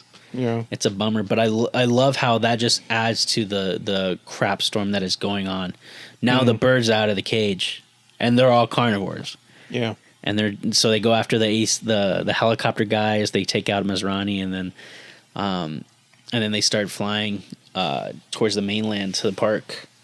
Oh, going back to the question you asked me in the beginning, T-Rex, and the second one is pterodactyls from Really? Jurassic Park 3. Jurassic Park 3, they were The way terrorizing. They were introduced, Yep. like, in the smoke, you don't see him. It looks like a person, and then it's just a dinosaur. Revealed to be a big old pteranodon. So that's why I love JP3, dude. But yeah, pteranodons are a great villain. And I feel like they kind of get a little bit of their shining moment again in this one. Yeah. I don't think they ever come back in the rest of the movies. I don't think they really do. Oh no. Mm-mm. So I think we see snippets of them, but they're not like they're not in the story like compared to these. Yeah. But they fly to the park and they're attacking everybody everywhere. Everyone. They just start having to trank them. Yeah. The most overkill scene, and I hate it so much, was when they killed the assistant. Yeah. Yeah. Mm-hmm. I hate it, and I think they did it on purpose. There's so much going on everywhere that you basically don't feel anything. Yeah, is yeah, what of I course. felt, And they have the famous Jimmy Buffett scene lifting his margaritas when the birds start attacking. I think that was... I didn't like the scene, but I think the assistant dying was necessary because the kids need to run back to Claire instead of her. So, That's fair. Yeah. But I just thought it was overkill. Yeah. Like how they killed the poor girl. Yeah. Like she gets attacked and then she gets dunked into the Mosasaurus Yeah. And tank. then they start messing with her. And then the Mosasaurus chomps all of them. Chomps all of them. I'm like, oh, that's just so messed up, man. Yeah. I felt so bad for her. It's just kind of like Tone deaf. Tone deaf. Yeah. They were like upping the Girano, I think I butchered his name, Gennaro scene, like getting brutally murdered.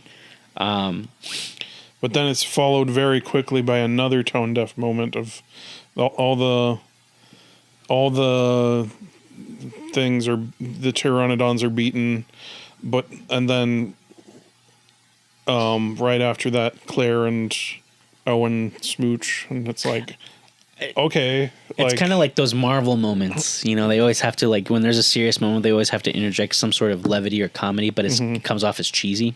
Yeah. I think that's what that definitely was. And it was unscripted too, so. Was it unscripted? Really? Yeah, Chris Pratt just went for it.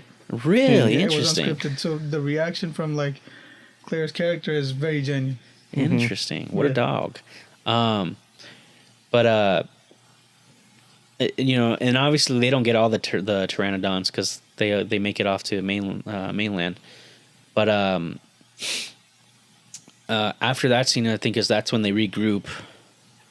And they Jen comes regroup with everybody else, all the tourists and everything go to the hangar or whatever you see them in later, and it's just our main characters, and we're in Act 3 again with the key thing being the raptors. Now they have to train. What's to his get them face to go is wanting to use them as Vincent. weapons, and which I thought was cool, showing InGen as, like, you know, just still like the overarching villain. Like they just never give up. They're literally Weyland-Yutani.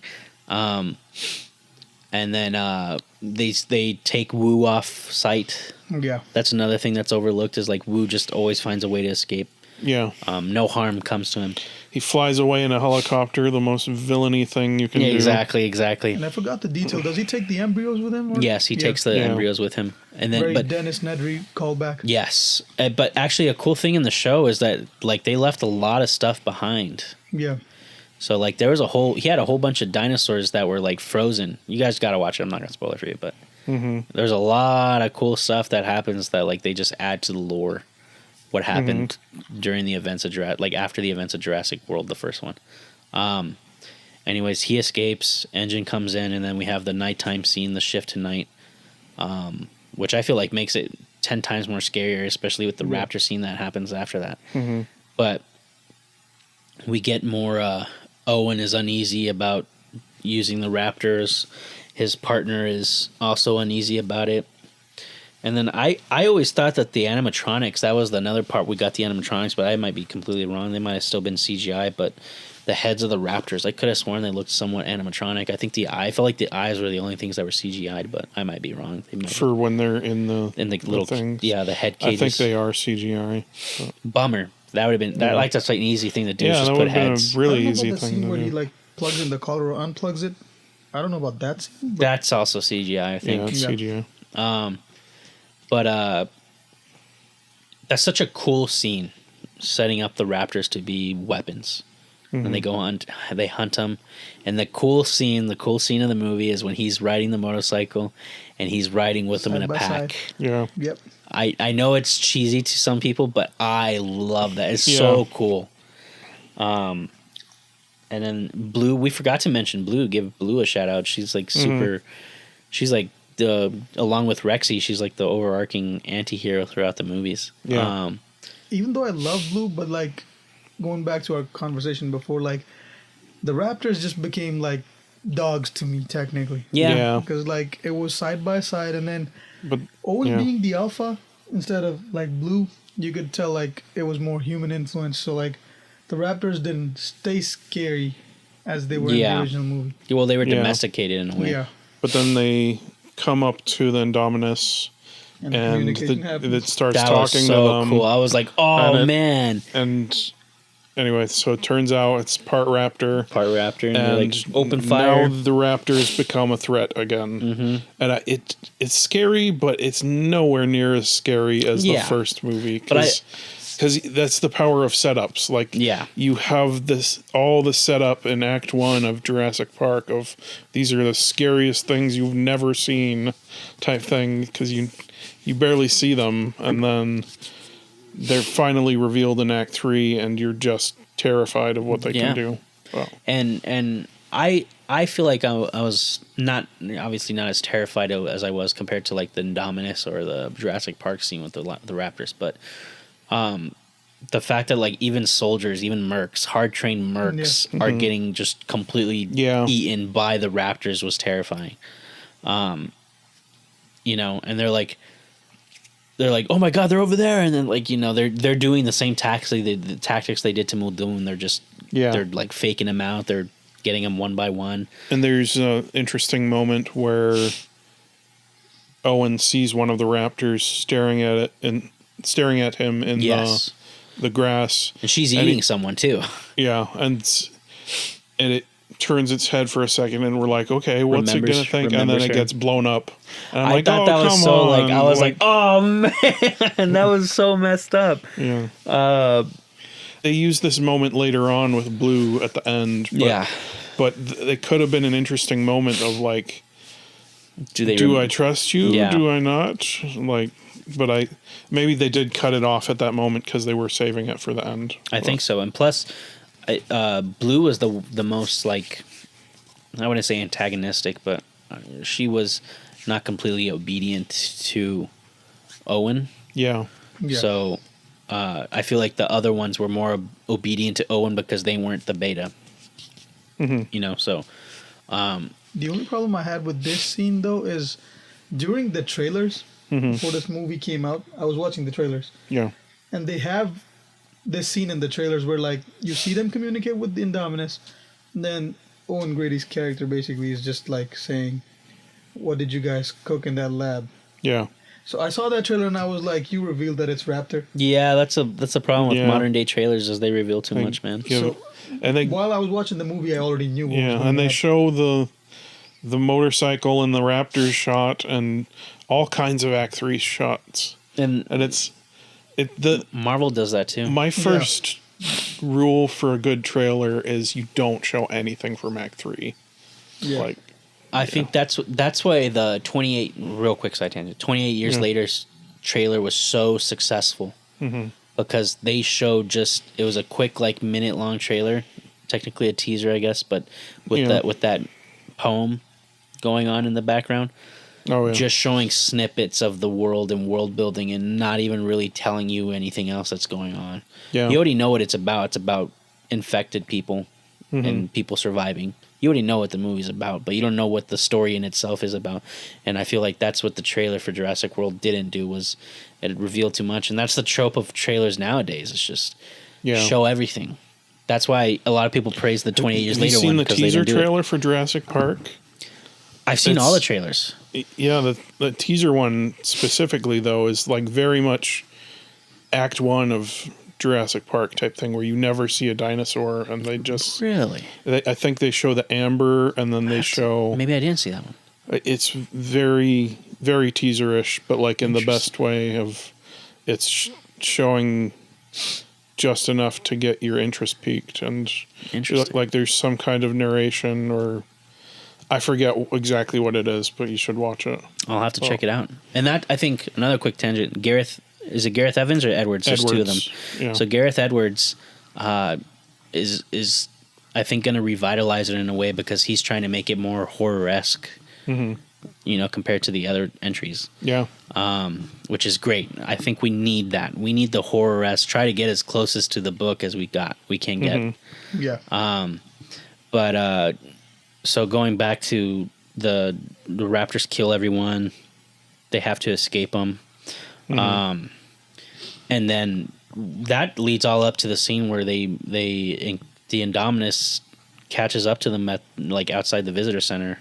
Yeah, and I think it's really clever. Well, they quickly kill the guy in the what's his face gets his arm. Oh yeah, Vincent dies because they're raiding the lab. Yeah, and then but as they're running out from the raptor, there's this really clever moment where the kid turns on the hologram thing, and the Dilophosaurus comes up, and it thinks it's real for a second. That's like freaking awesome. Just another callback. Yeah, but also shows that they are animals. Yeah.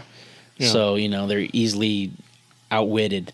Then there's a moment when they're outside the visitor center and the three raptors have cornered them, and Owen convinces him. Convinces it, and like by taking off the headset. Yeah, he takes off Blue's thing. Yeah. I love that scene. And we'll jump into it later, but that was so cool to see them just attack it, and then he starts shooting at it with it. Yeah. In my opinion, I'm like, bro, aim for the eyes, dude. Like he was just shooting the hide of it. Like, shoot the eyes, bro. Of course, movie logic, and then that's when the kid's like, we need more teeth, and then they go get Rexy. Another cool scene. That's like the flare too. The flare with the flare, the reintroduction to Rexy. And a lot of people's gripes is like, she did all that in heels. Yeah. She pulls a Malcolm too while running. She throws the flare, but like the good thing is the flare lands on the Indominus. Yeah, she threw it at the Indominus. And that was a cool fight scene, seeing Rexy back in action. Yeah. Against the Indominus. It was like freaking cool. And then but before that, I think they kill Echo and Charlie. Yeah. So Indominus kills Echo and Charlie. So I have a little bit of a gripe myself, like ahead. a tiny little gripe, but it's a huge one for me, of that shot where the Rex breaks through the Spinosaurus skeleton. Yeah. Like, that's kind of a cool touch, but like a... That was for JP3. Yeah, that was JP3 thing. But anyway, that shot though, I hate the way the T-Rex looks in that shot, because its nose is all bulbous and stuff, and it's because it's a wide angle lens, and it's like right up close, and it's anyway the way that it was covered in Jurassic Park was always on longer lenses and from far away. And you never really, I don't think you ever really saw it. Well, you did see it. You did see it when Rexy gets out and she roars into the screen. Yeah, what part are you talking about? So still during her initial breakout. Yeah, and but in that scene though, it's like further away and it's roaring to the side. It is further away. And anyway, but the closest you ever get to it is that last shot where it snaps and it grabs into frame and then pulls the Velociraptor out. But I don't know, it just felt like Discovery Channel T-Rex to me more than it did that's fair. The Jurassic Park T-Rex. Yeah. Well, they changed a lot of how she looked. Yeah. She's obviously way older now, and she's like got a lot of battle scars. She still even has the scars from the Velociraptors, which was really cool. Mm-hmm. Her design is pretty cool. Her was crazy, like the one emerging from dark and everything. Oh, and Fallen Kingdom? In Fallen Kingdom, that was dope. Even in this one, like the first one. Oh, like, with Claire in the flare, you're right. When she's calling it. Yeah. And the reveal to Rexy. Shot, I would say. Yeah. Pretty good shot. And then where Blue comes back to her little slow-mo thing. Yeah, slow-mo running.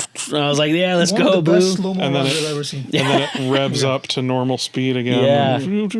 And then one of the coolest other parts of the movie is Rexy and Blue working together. And then there's a scene when Blue jumps from the Indominus onto Rexy's back, and she's just riding Rexy. I thought that was so cool. Yeah. Every time I see that scene, I always chuckle because of how cool it is. It's just like Blue's just hanging onto Rexy, waiting to jump back onto the Indominus. It's kind of a reversal of the end of Jurassic Park. Of the first Jurassic Park, because they're attacking each other and now they're working in tandem. I love that scene. Yeah, I just love how cool it is. Josh had a funny joke about this part of lets out the T-Rex and immediately runs towards the group of, or the hangar full of people. Just starts eating people. It's like, oh dang it! What the crap?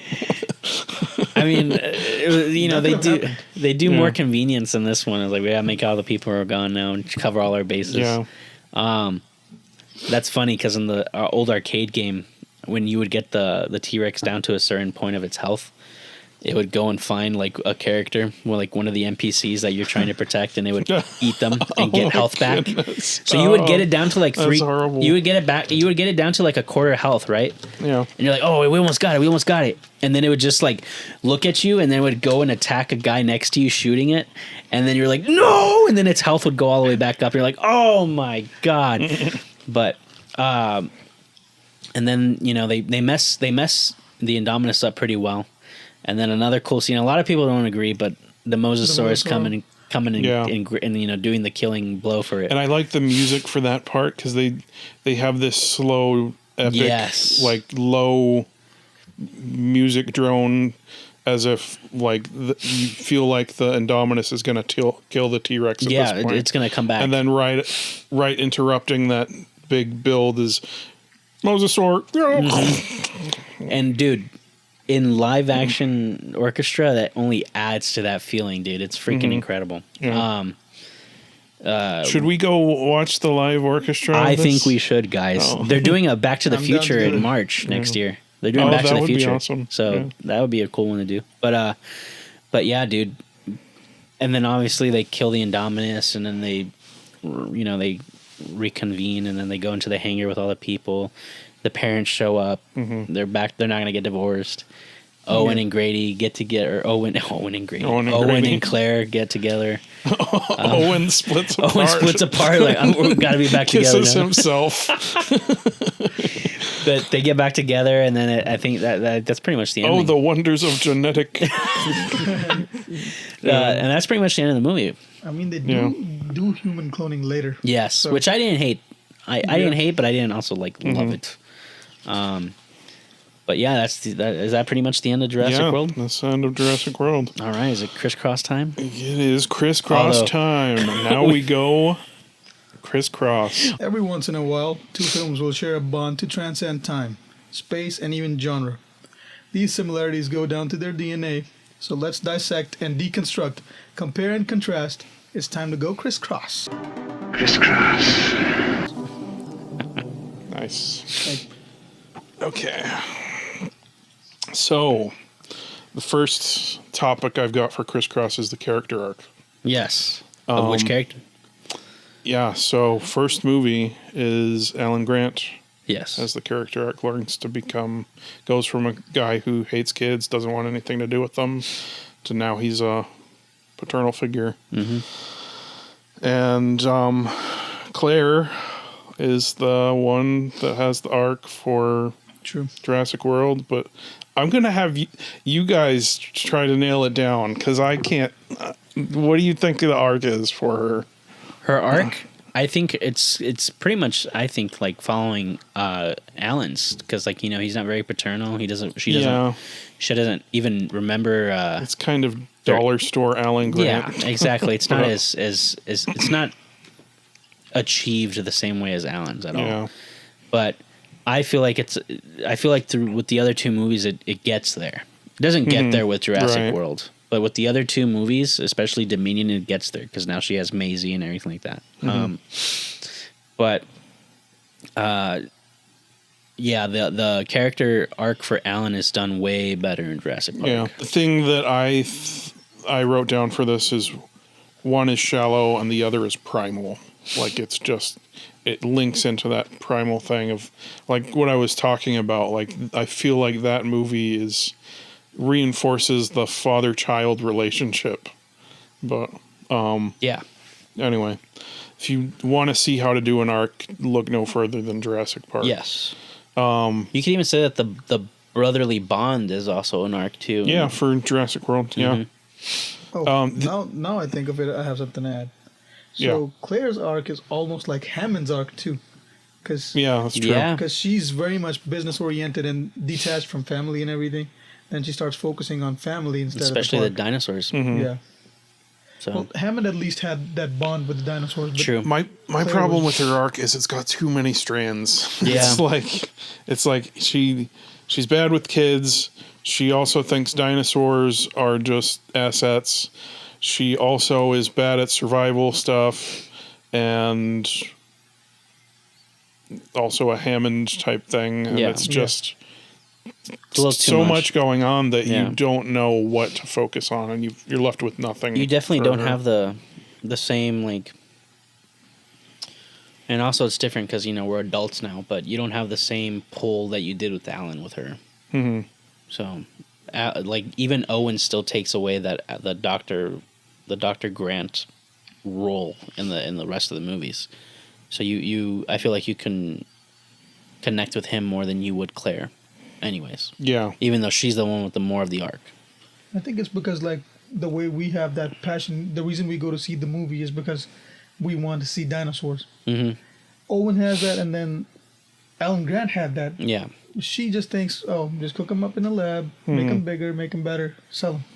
And then in Fallen Kingdom, her role switches. She's like Yeah. a dinosaur advocate, tries to save them and anything like that. So her role switches definitely. But yeah, I don't think it was done as well as Alan's. Yeah. I think the brotherly one was done way better. Yeah. But there's not really, and she's not really even the main character, though. I don't know if there No, is she's a not. main character for Not Jurassic, in the Jurassic World. I would say Rexy and Blue are the main characters in those ones. Yeah. Like Blue and Rexy are the Like, main characters in Jurassic Worlds. Kind of Owen is the closest, but we're not even introduced to him until Yeah. And he's pretty late. He's your generic hero too. Like he doesn't have layers. He's almost a cartoon of Yeah. just how good he is at everything. Exactly. But- I love him, but he's not like Yeah. he's definitely not Alan Grant. I would say they transition more towards a main character when like they go to the second movie and the third movie for the second trilogy. That's when they bring in the clone girl and then they make her story become like the main focus. Because in the final movie they have like everything revolving around the clone girl. Yes. I'm not gonna. Yeah. But to me, I think these movies hate like repeating kid actors, child actors. Because like the first movie in the Jurassic Park series has those kids never come back. Yeah. This one has the first two kids and then they never come back. That's an interesting point that I want to hit on is there's not really any reason for children to be in any of the other movies Yeah. besides the first one. The first one, they're there for his arc. They're specifically there for him to grow beyond that. And I guess there's an argument to be made for this, for Jurassic or Lost World. It's just a cameo essentially. Yeah. Well, like that girl is there to like for them to mend their relationship, but it's like Oh, you're talking about Ian's daughter? yeah, Ian. Oh, I Ian's thought you daughter. meant Tim and Lex. No. And it's interesting, like they didn't, this is completely off the track, but they should have had him and Ellie get married. Yeah. Because like that's where it was Yeah, at the they- end of Jurassic Park. Like it's the end of his arc. You see him looking, or you see her looking at him, having become a father figure. It's like there you go. You guys are together now. Have some kids. They I think they said that was one of the production problems in number 3. JP3. That Yeah, that makes sense. They wanted to just They couldn't kinda- have her for the whole movie. Yeah. So, but then we get that redemption in Dominion. A little too late, to be honest. Yeah. Yeah, but Claire's nephews, she basically built a bond with her family again. But she And doesn't never even comes get back. a phone call or anything Yeah. from them during They the never- other two movies. They don't Yeah. even make a cameo like Yeah, Lex with and all the Tim events did. happening, like dinosaurs are loose now. So Yeah. Yeah. I think that was the coolest thing though about the rest of the franchise for Jurassic World was that we have to deal with the dinosaurs in real life now. So Just to continue with like the theme of it, the armature, as it were, it's like the theme boiled down into one sentence. For Jurassic Park, what that would be is fatherhood has value.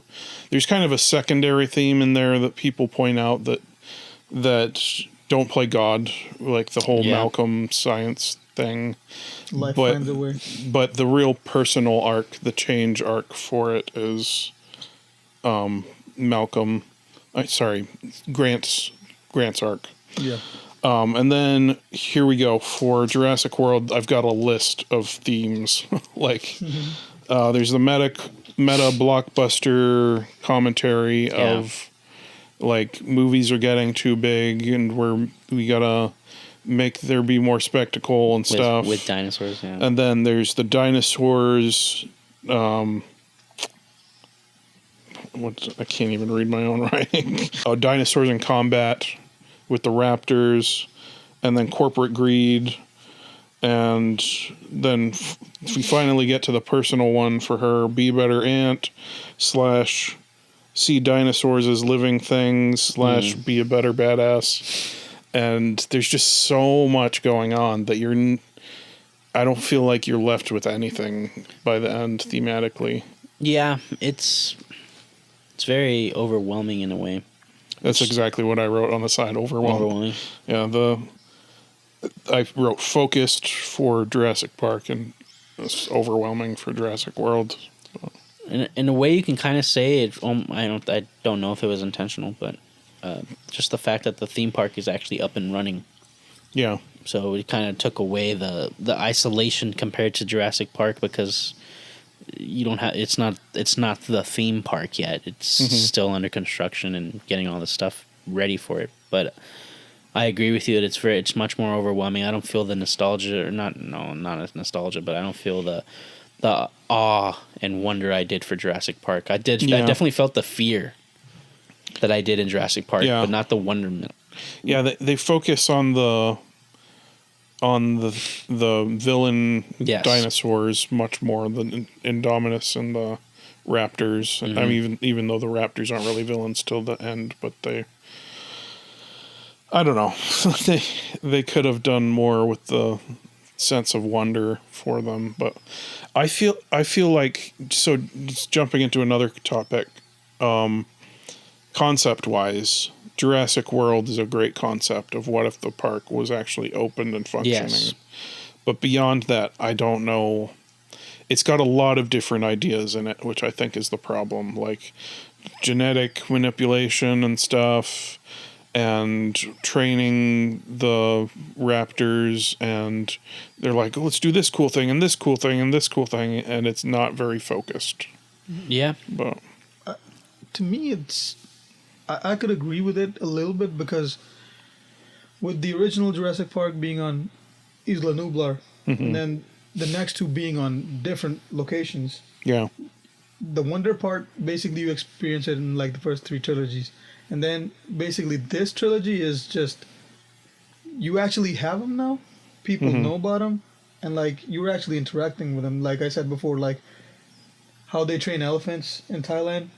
So they were doing kind of the same thing with like velociraptors. Yeah. Then like a goat farm, you have like dinosaurs to interact with.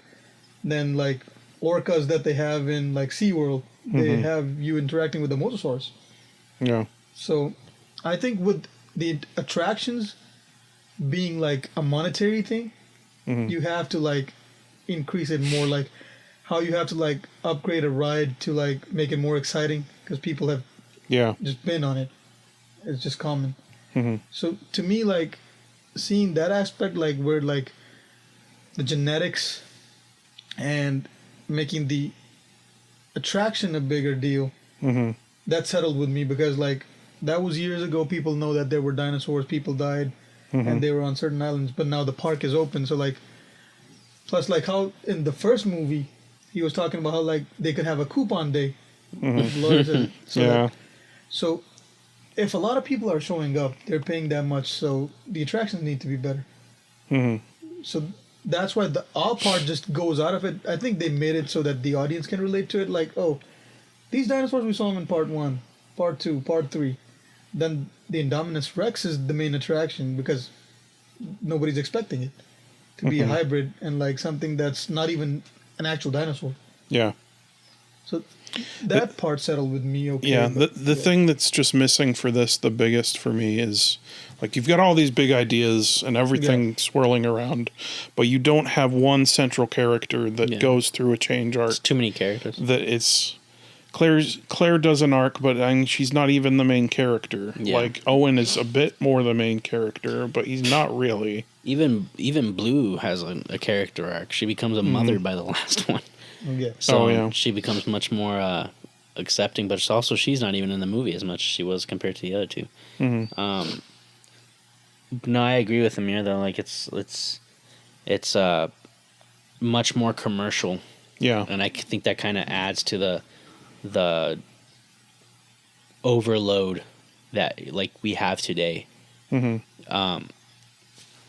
But I do get what you mean too as well, Aaron. Like it's missing that wonderment compared to the first one. And hence when you said that, like, oh, we go from the crazy Indominus breaking out and everything, like suspense and terrifying, to now we see the wonderment of the dinosaurs on the gyrospheres, and it's just kind of like loose. It's kind of like it's kind of like going up and down emotion wise, I guess, in a way. So I totally get what you're both saying.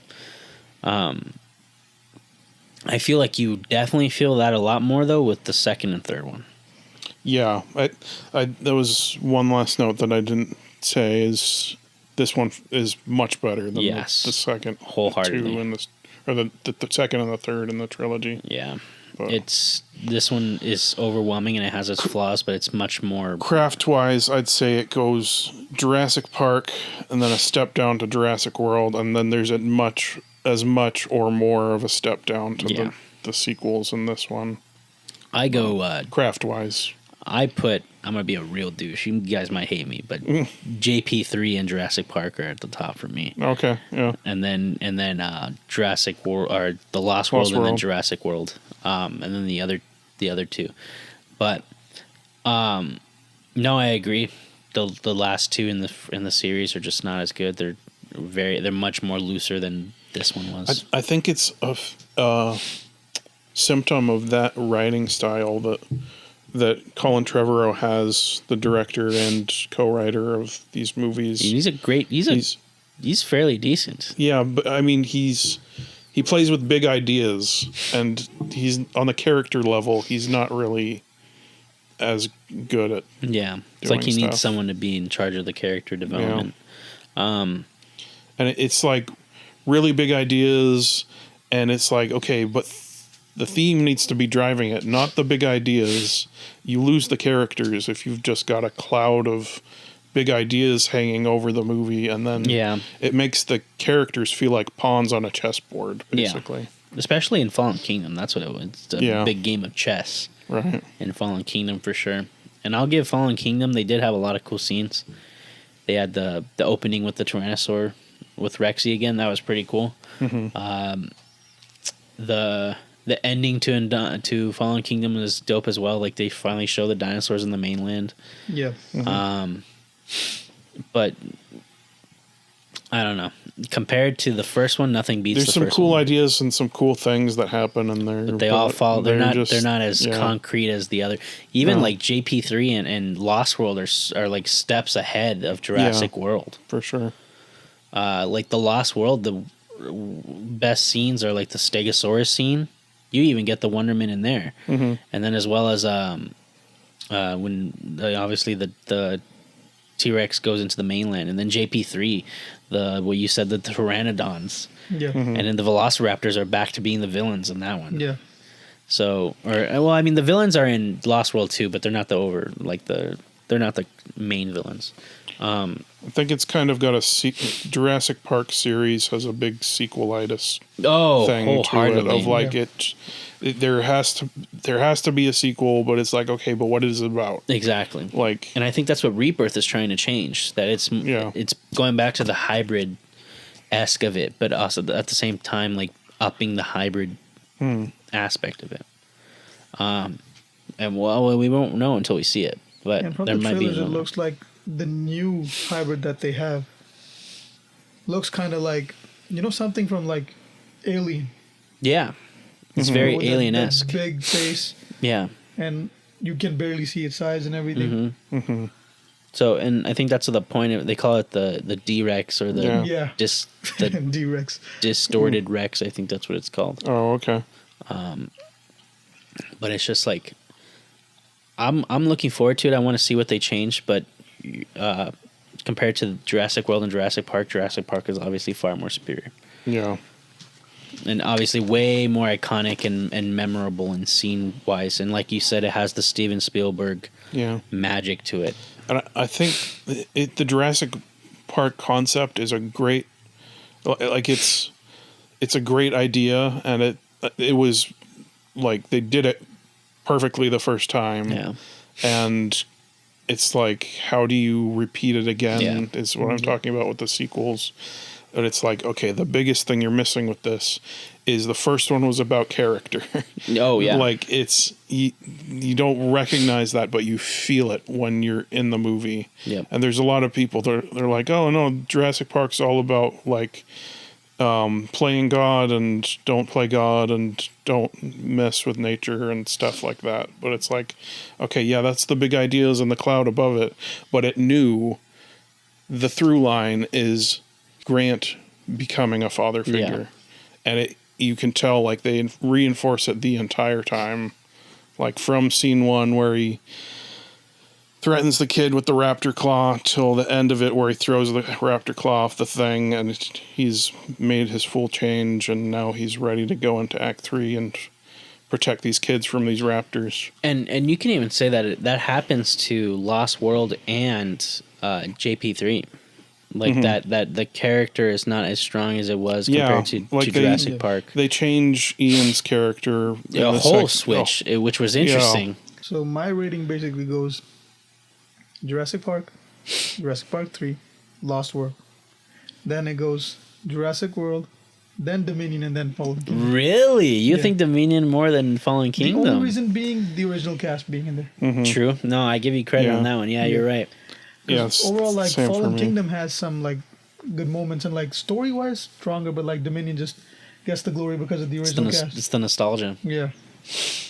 No, and for especially sure. because, like, the story comes full circle where, like, now you know, like, what Engine's plan was and, like, what they're trying to do. Like, Fallen Kingdom now sets them in their mainland. How do we build upon that? Like, that's like the big end. So now we got to coexist with dinosaurs. Yeah. I think that was Dominion's biggest it's too big. weakness. It's too big. They went too big, and they didn't have even if you had the chops, like Spielberg level chops of storytelling, that level of storytelling of the entire worldwide is hard. Exactly. It's so much more you got to account for. I mean, there were cool set pieces, like the Malta scene when the Atrociraptors are after him. I was like, dope as hell. And then the dinosaur underworld. You know, they have like dinosaur fighting and stuff like that. And the baryonyx. I love the Jurassic World franchise because it's so many more dinosaurs that we don't see. We have the baryonyx. We have the pseudoceratops. So many different dinosaurs. It's so cool to finally see them on the screen. But like you said, the world is just too big at that point. Yeah. I feel like that's why they kind of, at Rebirth, they're just back at the island. Right. So it's gonna be Jurassic Park, but probably with the Jurassic World essence. It's much more. It's not gonna be probably structured. I shouldn't talk that much crap about it. I'm looking forward to it regardless. But you get what I mean. Like, I feel like it's gonna be a solid action movie, but I don't know if, again, the characters, unless they have something there for them.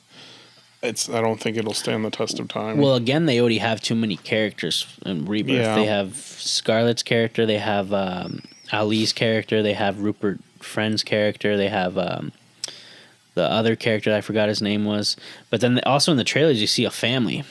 They have a family, so that's like 10 casts now you got to worry about. Yeah. So that's already the Jurassic World essence of it. And and if you think about it, Jurassic Park had a lot of characters too. Yeah. But they were more developed. So I don't know if we'll get the same development for these different characters. Yeah. So I don't know. We'll have to see. Aaron, was there anything else? Okay. So yeah, I think that ends our crisscross section. So now let's do our star ratings. So we'll go starting with you, Christian. What will it be for Jurassic Park? Jurassic Park 5. 5 out of. Are we doing? What's the rating system? 5 out of 5 or it's 5 stars? 5 stars. 5 stars for Jurassic Park. 5. Yeah. Makes sense. Cool. You? Yeah, 5 stars. And you guys can expound on that a little bit, like why? Cinematically, Jurassic Park is still probably the best one. I'm gonna do a little tangent. Jurassic Park 3 is a 5 in my opinion too. Okay, yeah. Cinematically, it's still amazing. But character development is the biggest thing in Jurassic Park. Like you said, it's it's the main thing in the movie. It's great. And just the world building with the dinosaurs is also amazing too. Setting up the villains, and then you think the Tyrannosaur is gonna be the villain, it's actually the Velociraptors. Yeah. That we don't really get in the other ones. So those are my reasons for 5 stars for the first JP. Cool. Mary, you have anything else on? Yeah, so basically, like, that was probably like the first like piece in cinema that like made dinosaurs this big. Yeah. That's a good And point. then the musical score, like even today, like people like you talk about Jurassic Park and you could hear it in your head. Yeah. So like everything was done in a way where like okay, there were minor mistakes, like you see the bloopers and like all the mistakes in the movie too, but like those could be ignored, Yeah. considering it to be like the first project of its kind, where like everything was so grand and so big, and then apart from like the character arcs and everything, the dinosaurs, the first introductions to each one of them, and then like if they were reintroduced like the velociraptors, I think everything was done like perfectly to the point where like even if you forget about a certain dinosaur, like the velociraptors, if you see the T-Rex, once they come back you're like okay, like this is what they mentioned and this is what they're doing now. Yeah. So I think that part just majorly like takes it to the top of the list with all the sequels and everything. Cool. Well, I'm going to surprise you guys with my rating. 5 stars. Yeah, it's a classic. It's epic. And in all the best ways. Like, it's not just the spectacle. It's not just even the cool ideas of bringing dinosaurs back to life and playing God and all that. It's iconic. It comes down to character as well. Of you just you may not recognize it, why this one has stood the test of time and the other ones haven't. But that character arc for Grant, it's really subtly done and really, but it's a really solid track that starts at the beginning, has like is touched on all the way through, even when all these big things are going on, and it runs the story of the movie, and it's the through line that holds it together tight. And, you may not recognize it until it's pointed out to you just how much it's about him becoming a father. Yeah. But that's what holds it together, and I hope that they have something like that in Rebirth. But I mean, we can hope, right? Yeah. Because I don't. We see kids in the trailer, but they have a family, so I don't think. Well, I don't mean specifically that same thing again. But like, you mean just character? just a character arc on that level. But for sure. Yeah. Yeah. Ratings for World now? Yeah, Jurassic World. Let's go. I'd give it a solid 3.5. Okay. Exactly the same. Okay. I'll give it 3. It's still enjoyable. It's a solid movie. 2.5 is where I would put like 2 or 2.5 is where I'd put like a Suicide Squad, where it's just broken. Yeah. It has flaws, but it's still an enjoyable movie. It's just not as deep and not as solid as the original Jurassic Park. But I do think that it's the best of the sequels, maybe the biggest competition of them being Lost Worlds. But I think Christian would disagree. It's Jurassic Park 3. Jurassic Park 3 is the best one, man. Anyway, yeah. So, what would you say the rating was then for what did you say? Was it 2? I said 3. You said 3. Okay. Yeah. Yeah, I agree. It's enjoyable. Yeah. I think that's the most important part of it, is that it's enjoyable.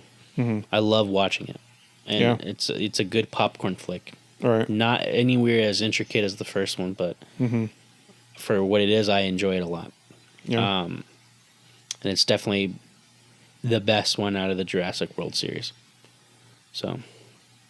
Yeah, the reason why I give it like 0.5 more than 3 is because like there's a huge gap in between the sequels, or like the second trilogy basically. Right. Yeah. Huge time jumps.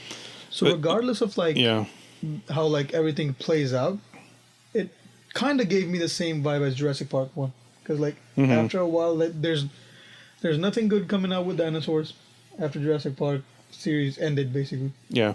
And then all of a sudden you get that trailer, you sit in the theaters, and then it starts off with the egg hatching, takes you all the way back to that callback, and then from there the movie's gonna be something else. So just because of that nostalgic portion, and maybe because of like all the callbacks we had in that, I would say 3.5 because I would watch it again. Yeah. And I'd put the sequels to Jurassic World at like a 2.5. They're just they're broken. Like they're very broken. They're very much there's enjoyable bits in them, but like studio cash grabs. Yeah. Unfortunately. But yeah. If you'd like to get access to bonus features and deleted clips from CRISS and our sister show Facets of Story, please support us on Patreon at patreon.com/Transcend Entertainment. That's TRANSCEND Entertainment. Thanks for watching the CRISS Cinema Podcast. But you wouldn't clap yet, because making something disappear isn't enough. You have to bring it back. Crisscross.